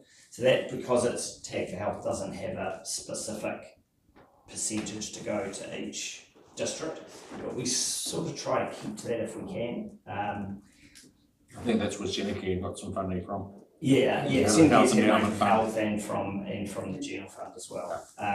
General fund will top it up. Yeah. Where the difficulty comes is, let's say Alzheimer's apply for $10,000. Well, Alzheimer's do work across the whole region, so do we consider that's Timaru funding, or do we consider that's South Canterbury-wide funding? The way we look at it is that because, unless they're specifically said it's for a project they're doing in the Mackenzie, we split that funding across the regions on that same percentage, that 75% will go to Timaru District, 15%. So sometimes when you look at our funding, you might scan down and go, well, there's only one specific Waimate-based charity on here, but if it's gone to the Cancer Society, if it's gone to Alzheimer's, if it's gone to MS, if it's gone to all of those ones, there'll be a portion allocated towards the Waimate District, the Timaru District and the Mackenzie District. Whereas the Waimate fund itself, so this fund that we're launching, we'll be making decisions on that. Timaru organisations could apply to it, could apply through, and obviously you have your own mechanism for how you give it out. So Timaru organisations might apply, so take Alzheimer's again, they might say, hey, we'd like to apply, we're going to run a program down in your community, come down once a week and do this. If they were saying we're going to do a whole lot of work across the region, they wouldn't meet your criteria to get funding. So can individuals apply for your funds at the moment, or only Not for the general or for. Not for the general health, so it has to be like a charitable foundation, a charitable organisation. Yeah, yeah, some of our funds, individuals can apply, like we've got a fund that helps people that are getting liver and kidney transplants. Right. So that is an individual, yes, Sanders Scholarship, so that's for young people, Right. 18 and under, and the Sanders sort of kiki. So you've got quite a few wee funds going on there, haven't you? It's about, we've got like actively giving out, we've got probably around 20, but we've probably about 60 written up now. Okay. Yeah, it's growing, like of those 60, 30 will be gifts and wills, so nothing today, but yeah, potentially. So have you had any conversations, Richard, and the team with the other little funders that are around, the likes of the Dempsey Trust and there's the Pot Lake Trust, and to me it just would be logical to put them all together. Yeah, we need to work on that. And that sort of thing, so that's obviously something that need to be worked on. Yeah, look, I can, in a perfect world, just think, wouldn't it be great if all that money that's kind of for the Waimate district just went into a big pot and then it can be given out in the best way. But all those trusts all have their own criteria that were set up from when they were established. So there's an historical, they can wind down and the trustees can choose to do something different with that money. That's normally always in the trust deed. But there's a bit of an obligation, a moral obligation to honour that legacy. Some will gift the money to us and we'll just carry on that work so they don't have to do the administration. It makes it more efficient. Well, that's the big thing, is that the administration is getting more onerous year on year and more costly, and that all that's doing is biting into what gets allocated. So I can probably comment to that. So it's interesting, we certainly, as a board, we try and approach these trusts and work with them, and it's all about relationships, how we get them to come over our side. But just Richard made that comment earlier on before about South Country wide. The beauty of that, like all charities, the biggest bugbear is operational funding. You know, these guys, even though they're great guys, Richard and Kirsty, they don't do it for nothing. Yeah. You know, and I mean, and that's the beauty. We've got these really passionate people working for us, but operational funding is always the big strider. And we've been to you guys cap in hand, and we certainly appreciate the support you give us. But we're never shy to say no to more.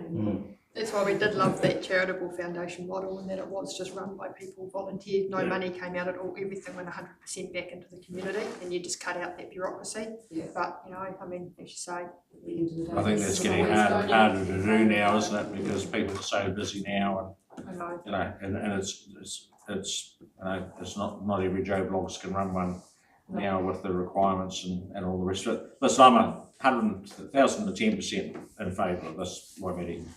I think it's an absolutely fantastic idea, and that yes, listen, there's some very parochial people in the Waimate district, and that who will not give to anything other unless it stays within the Waimate district. And I think we've seen that through, we're talking with Sharon around the St John, the local fund for St John. It's very healthy because people want to see, they don't want it going to the national body, they want it to sit within the, and I think they're having challenges and actually hanging on to that, because you've got a national body that's saying, well, that should come to us and that sort of thing. So anything that we can do to support a local fund where the benefit comes back directly to the district is, I'm 110% behind it. I think the more we can do. You were the instigator of this. Well, it's just, to me, it just makes sense, Raymond, that and people like to give locally. It's as simple as that. And I think that's always been the perception with the Aoraki Fund that's Timaru. And no matter how much you try and convince them, otherwise, as we've all done, that perception still tends to remain. But looking forward to the launch, that sort of thing, and hopefully you can get some really good funders and we can all start spreading the story and that sort of thing. We do have one person who pays $50 a month. Yeah. Great. And that's been going on for a few years now. And $600 a month. And listen, that's how we pay for a lot of people with the event centre. Yeah. This was a monthly gift over the period of whatever it was, 3 years. I think we paid it. Yeah.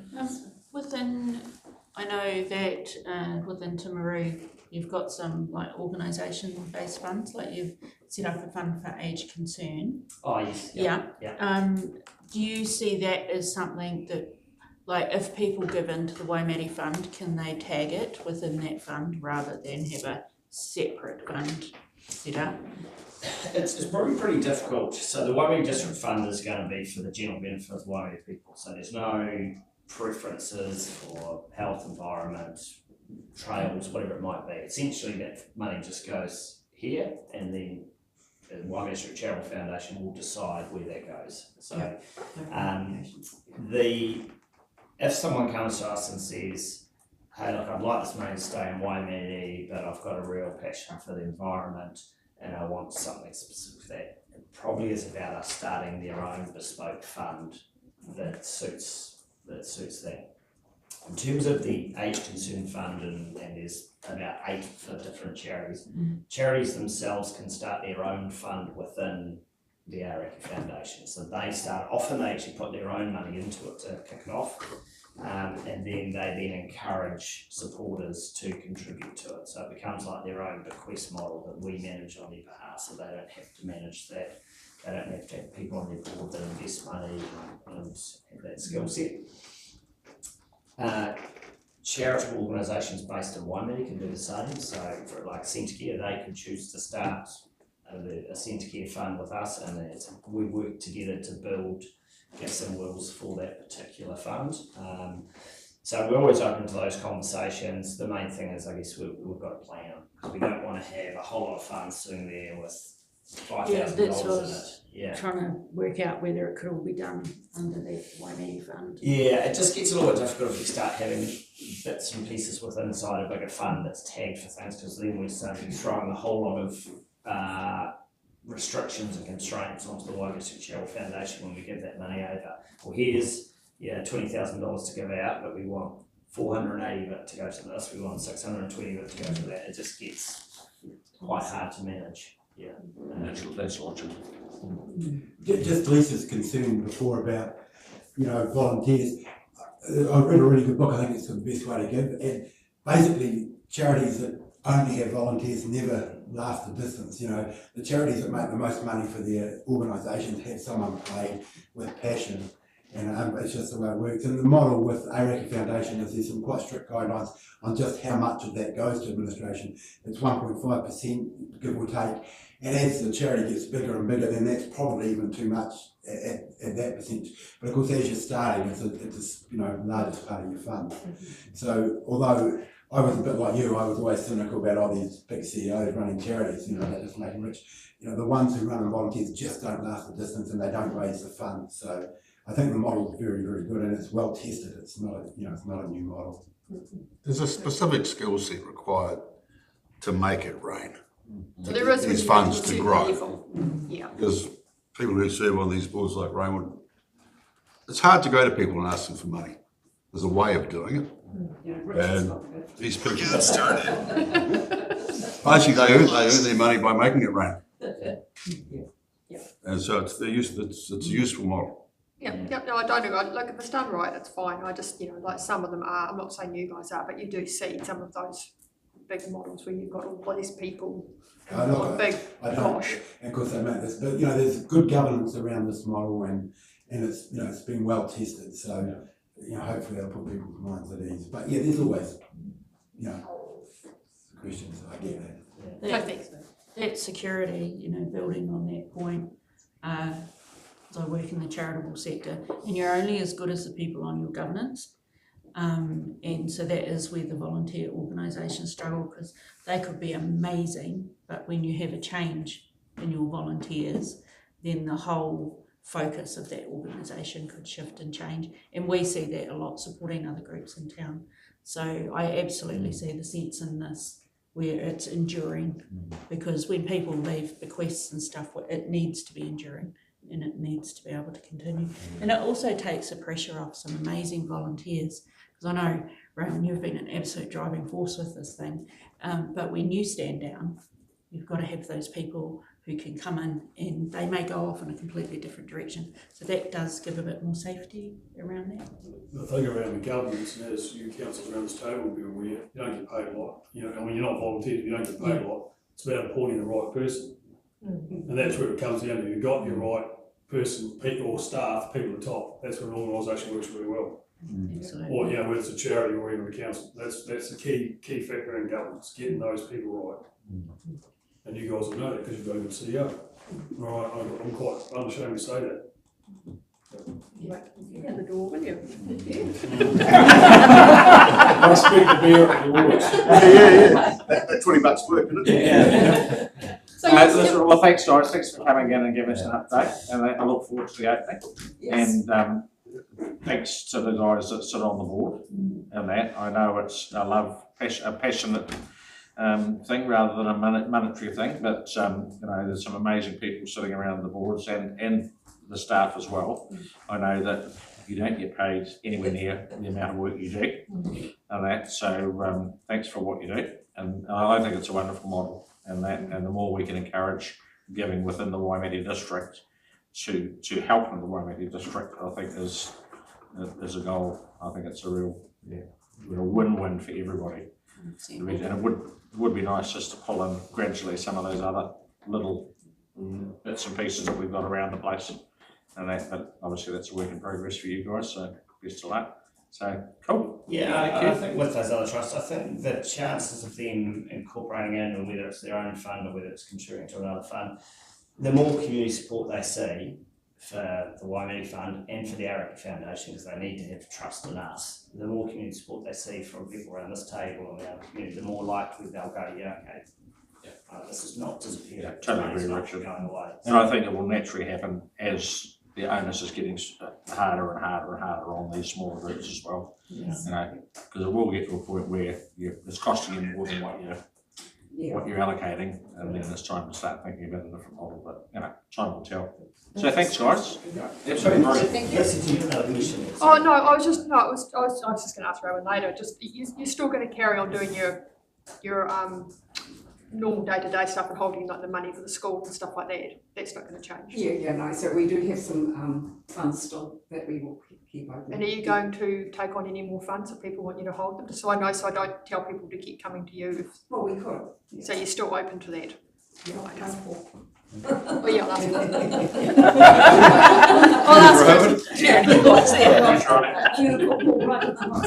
I'm not chucking her under the bus.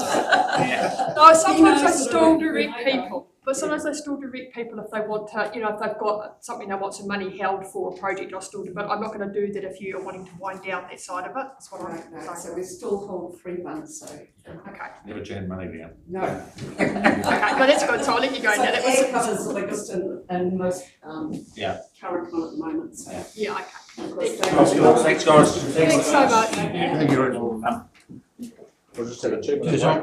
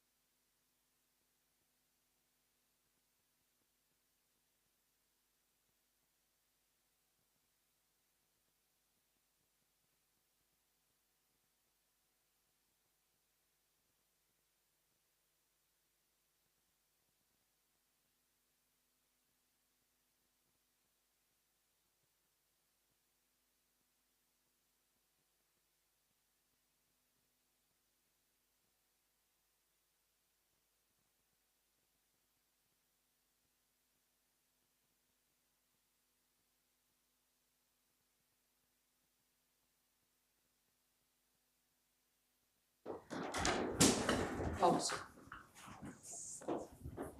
Right, on to the exciting stuff. Good morning, Mr. Mayor, Morning. councillors. It's a hard act to follow, that one. It's nice and positive, wasn't it? Before we start on the planning issue, just draw your attention to the elected members' health and safety handbook, which we discovered not that long ago and updated, so you feel free to take that away if you there's some good information in there. But on to planning. So you remember back before Christmas, we were given a short timeline to come up with a submission on the planning bill, the natural environment bill, and Alex is the author of the draft submission as it sits in this report. So it's due to be submitted in 2 days. So this is the last chance really for you to have any comment or additions or amendments to it. Feel free to ask any questions. Good work, well done. Thank you. Excellent. That, I'm more than happy with it. Questions, comments? Just one. Yeah. On page 13, and it's really more just from my understanding, second paragraph down, it's got local council should therefore have absolute ability to refuse a recommendation which would require a relief framework, etc. Can you just explain a little bit? It's kind of like quite a lot of words in there. Yeah, right. So You know what I that's you've picked on something that is both really complicated and really unclear. Yeah. So as best as we understand, and this is why you didn't see it earlier because we had this discussion at planning managers a couple of weeks ago, the regulatory relief provisions, so those will sit in our land use plan, which is assessed and decided by an independent hearings panel. And the land use plan must give effect to the spatial plan. Now, what that means is there's a bunch of other decision makers, because the members of those, of the people that will make decisions on those is either not clear or specified to be what's called an independent hearings panel, that'll be able to basically make decisions on those. And then those come back to council where you can agree or disagree with those. And the appeal rights vary depending on what council does. Now, all of this seemed really complicated, and to me, to make it super short, created a system where other people could make decisions that would be councils, you guys, that would effectively require you to spend money or provide services, and then either open us up to being appealed or open us up to having to pay that money. That wouldn't be necessarily you around the table here. And so that was why my suggestion is basically you guys should have full discretion to refuse anything with a financial implication coming out of that without appeal rights or without having to defend that in court, or without, potentially other higher levels making that decision and flowing that cost down. It's really unclear how exactly that will work, but that's the best that I could come up with. So it's just, it's almost sort of adding a layer of protection in there.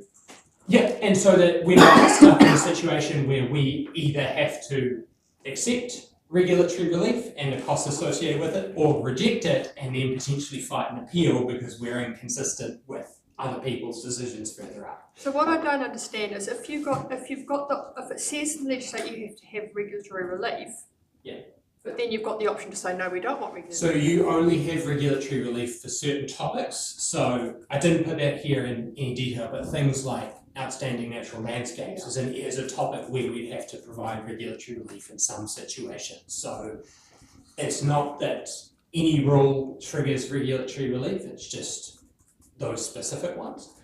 And so that means that when you have to provide it, if you didn't have to provide a rule for that topic, you then wouldn't have to provide regulatory relief associated with the rule.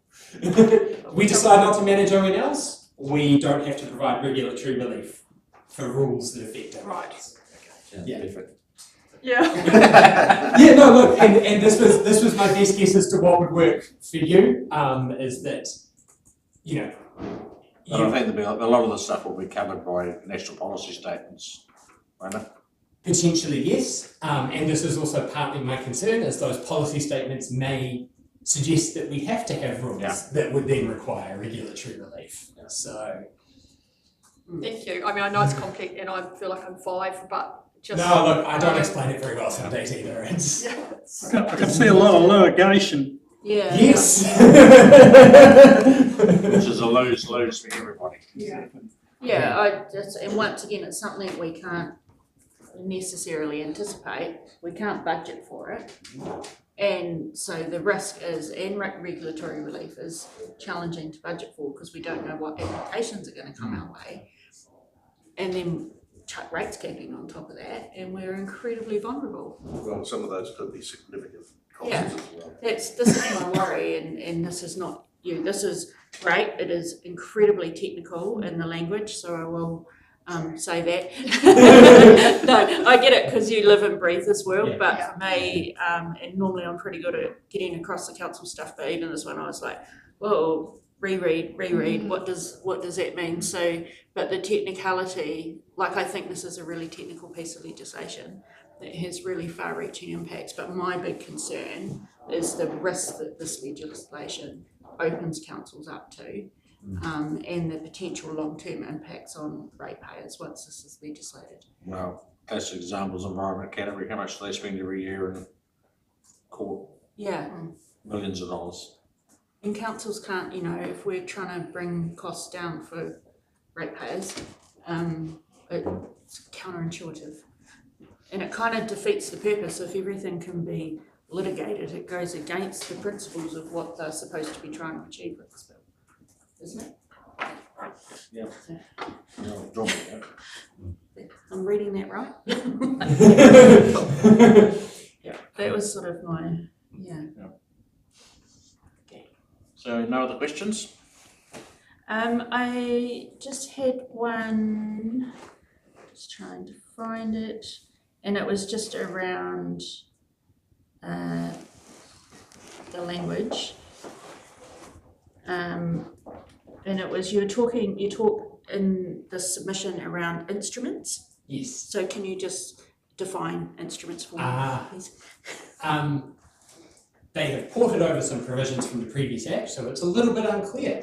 It sounds like instruments is the new generic term for the things that were previously national policy statements, national environmental standards, the national planning standards, Section 360 regulations, and something else that I'm forgetting, which are kind of all the different ways the government could make rules for us, grouped into one heading. Right, and now called instruments. Which is really confusing because they talk about several them individually in several different spots, and it leaves you a bit unclear as to what is what. Yes. Really cool if they just said like rules. Well, maybe, but that would be too easy. But yeah, I was just like, I thought that it was something along those lines, but yeah. No, and I was just trying to use the same language as the act. That's what I figured. That's why planners have different brains, Jackie. Just a recommendation to government that the language that they use in the act, there is merit in plain language. I've never seen a piece of legislation that's been put out in plain language. So that people can be engaged in the process. And small factoid to hopefully make you feel better. New Zealand's original planning act appeared to be from about 1910 and was 3 pages. So we could go back to that. Why don't we go? Let's go. Righto. Thank you. Well done. Thank you. As I said, you got to read it about 10 times and then go, okay, so what do I read again? It's the same case. There is so much that we don't have the detail on. Once again, we're being asked to submit on something that's really far-reaching, that has potential significant cost and resource implications for our council, and we do not know the detail. And that's what concerns me, is we don't know what's coming, and as far as these national policy statements and central rules and that, and what are we going to be responsible for and what are we not going to be responsible for as we go through this RMA reform. We can just try and keep our heads above water and take a breath. Yeah. And communicate to our ratepayers that this is the strategy we're taking. Yeah, Because that we've been put in a position where we've got no other choice. Yeah. And I do apologise for technical language as well, given our discussion before Christmas. I didn't want to spend too long on it, so I didn't spend huge amounts of time. Yeah, no, that's fine. Yeah, it's not it's more a criticism for government. Yeah, in absolutely. the language that you use, because you are reflecting their language back to them, which is appropriate for this. But when we're trying to take ratepayers on the journey, it's just impossible. So I do think we need to be very clear in our communications with our ratepayers that we are doing everything we can to best represent our district on these issues, but we are waiting for a lot more information. Yes, I kind of think that the government, drafting these bills should probably use ChatGPT to make it a bit more public friendly. You got to be careful, like when you try to make it public friendly, you lose something critical. and that's also, they have ported over a lot of language from the previous, the current RMA, the previous act, and that is, I think, designed to reduce future litigation a little bit, because the bill is full of cross-references, but that unfortunately means they haven't taken out complexity where they could have. Yeah. Well done, considering the time pressures. Yeah, thank you for and that. the implications of this bill. Great job. I think it also gives an indication of what we'll talk about later on, complexity facing us in the future. So yes. Thank you, Alex and Emma. Yeah, absolutely. It's the best. Yeah, well done, team. All right, on to recent resource consents. Yeah, so I'll take it that you've flipped through the list, and 55 applications is a pretty big number, and we're certainly at record numbers for this year. So. Okay, so that was one of my initial questions: is how does this numbers wise compare to normal? Yeah, so I checked, bit of not always clear because some numbers are per financial year and some are per calendar year. It's definitely the busiest we have been at any time recently. The only time it may have been busy is 2021, when both Kevin and Emma were here. They approached similar numbers, and we're either above that or exactly around that, and we're still tracking as busy as we were. Like, it sort of started picking up April, May, and then just kept getting busier and busier, and we're even now January still getting applications in January, which is something that wouldn't usually happen because all the surveyors go on holiday and take a bit of time off, and then we usually have a bit of a lull, but that hasn't really happened. So expecting it to be our busiest year. So just a quick query on a couple of them in here in relation to the likes of the animal housing on Hook Swamp Road. And that is there an environmental consent required for that sort of activity as well? Which one is that? Jeff Wallace. Yes. So potentially, but we have several different rules that relate to animal housing. So we have rules related to intensive farming, which is sort of indoor barn type stuff, and then we have different rules that relate to any animal housing associated with a farming operation in a flood zone. I don't know why those rules are there. I didn't have a big old thing for that. So my understanding with that application was that because he sort of winters or is temporary, it's not a full-time intensive activity. So I did assess it as an intensive farming operation. In that case, from memory, it was a while ago. There's a bit of discussion in the report about why I've assessed it that way, because if he does start using it as an intensive farming application, we then have to go to Environment Canterbury. He has some Environment Canterbury resource consents already, because their definitions are different to ours, but we'd have to go and write him a letter, like if he started housing them 24/7, 365, and be like, you applied for this, it looks like you're doing that. Please go through the process. I just wonder, there's a couple in here, and houses and floodplains and stuff, and I know we have rules that allow people to do if you do certain things, and that sort of thing. But in the latest, we've seen in the media lately, insurance companies are now refusing to insure in low-lying area and flood-prone areas and that sort of. And I do just wonder whether we need to change our rules. So that all changed on the 15th of last month. The new National Policy Statement for Natural Hazards came into force on the 15th of January, and that sets specific requirements around how we do that at much greater detail than our previous applications have done. So just last week, I emailed Environment Canterbury being like, hey guys, how are we making sure our flood hazard assessment and processes work to give effect to this?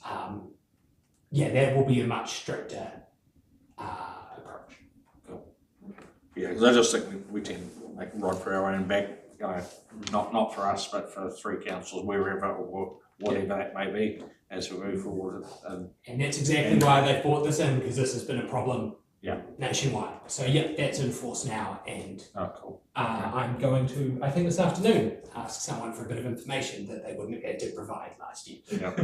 Well, didn't have to do that a week ago. A quick acronym explanation, a HAIL Oh, site. thank you, that was my question. Yeah, HAIL stands for Hazardous Activities and Industries List, that is contaminated land. So what does that involve for the landowner? If they trigger the NES, so the National Environmental Standard for Contaminants in Soils, they have to prepare what's called a PSI, a preliminary site investigation, saying is it contaminated or not. If the PSI says it is, they have to do soil sampling and propose, depending on the activity, remediation or management to ensure that the land doesn't harm human health. So what are we looking at as far as contamination? It depends. So the HAIL list, which is things that can cause contaminated ground, covers everything from large factories through to former sheep dips, through to orchards. So that PSI process I mentioned looks at what might have caused the contamination and the likely. So that could potentially cause huge expense to somebody wanting to do something with their land. Is that on a limb? We check the HAIL list, the LOUR, when we prepare a limb, so that is on MNI's checklist, but what we don't do is because the limb is just records we have, we don't go out and say if we think otherwise. ECAN maintains the register, we just report whether it's on the register or not. So you could potentially go and buy a section of land in town somewhere, put a house on it and start doing something and find that it is contaminated land. Yes. And you didn't know. Yes. That's why it's critical that you do proper due diligence when you're buying this property. So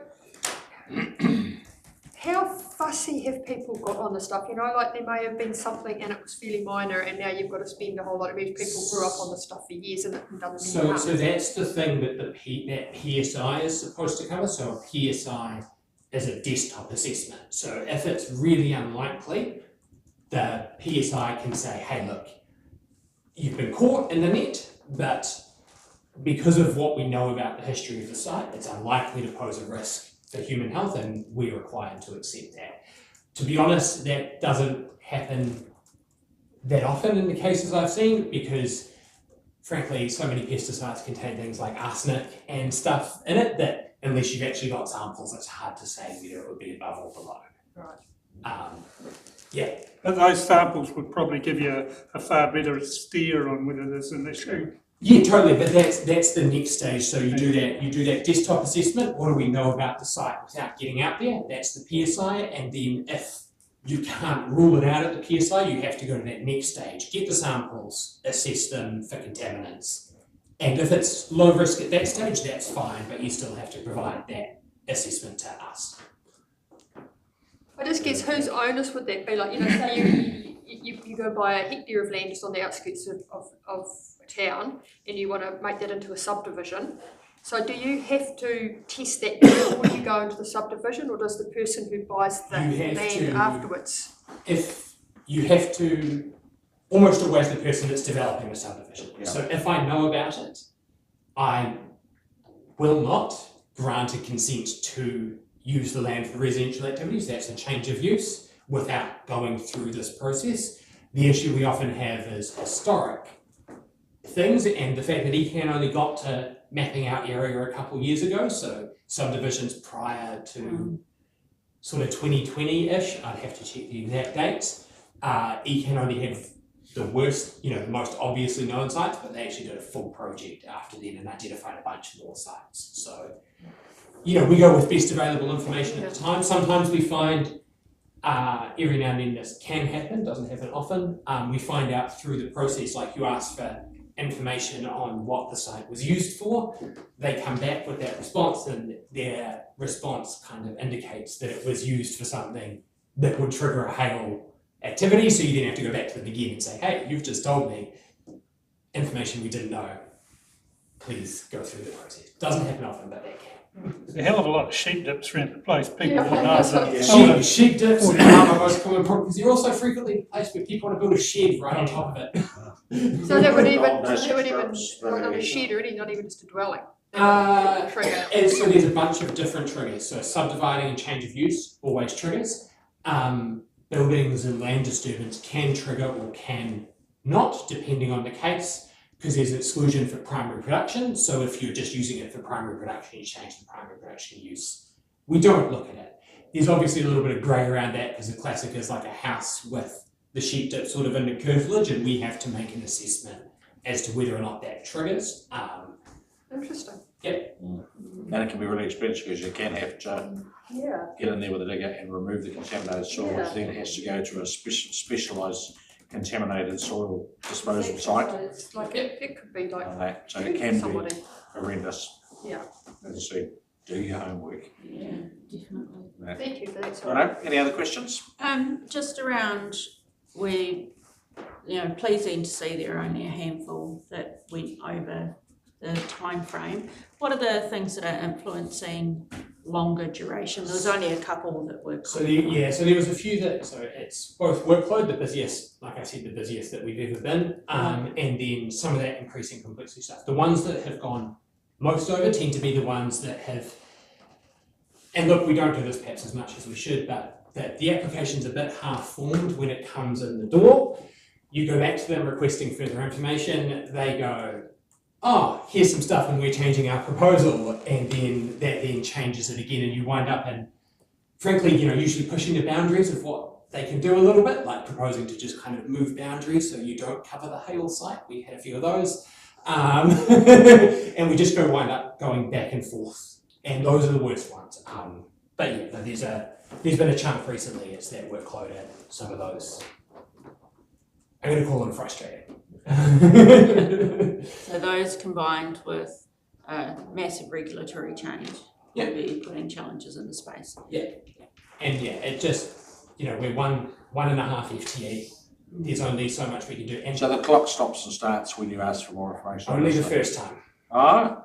Yeah. Oh, okay. Yeah, so we're different to building. We can only do one formal, what's called a Section 92 request, that's an RFI, and then otherwise we have some other ways to stop the clock, so for things like draft conditions or with their agreement, but it starts to get more and more dubious to do so. And the kind of problem is in one of the ones that I had that went over is you get the request out, maybe it's a complex application to begin with, you get the request out on kind of day 10 or 12, it comes back in when you've had a bunch more come through the door and you were hoping to have another few weeks without it. You get your other ones out the door before you even get a chance really to look at the response sometimes. But yeah, no, we only get one real shot at stopping the clock, which is really hard. Yeah. Cool. Any other questions? Thanks, guys. Thanks for the update. It's good. It's good. Good to see that you're busy, because that means there's good activity in the district. I feel sorry for you because you are so busy, but hey. Oh no, look, it's the job. We just do the best we can. And you do it very well. So thank you for that. And I think we're going to close the trip.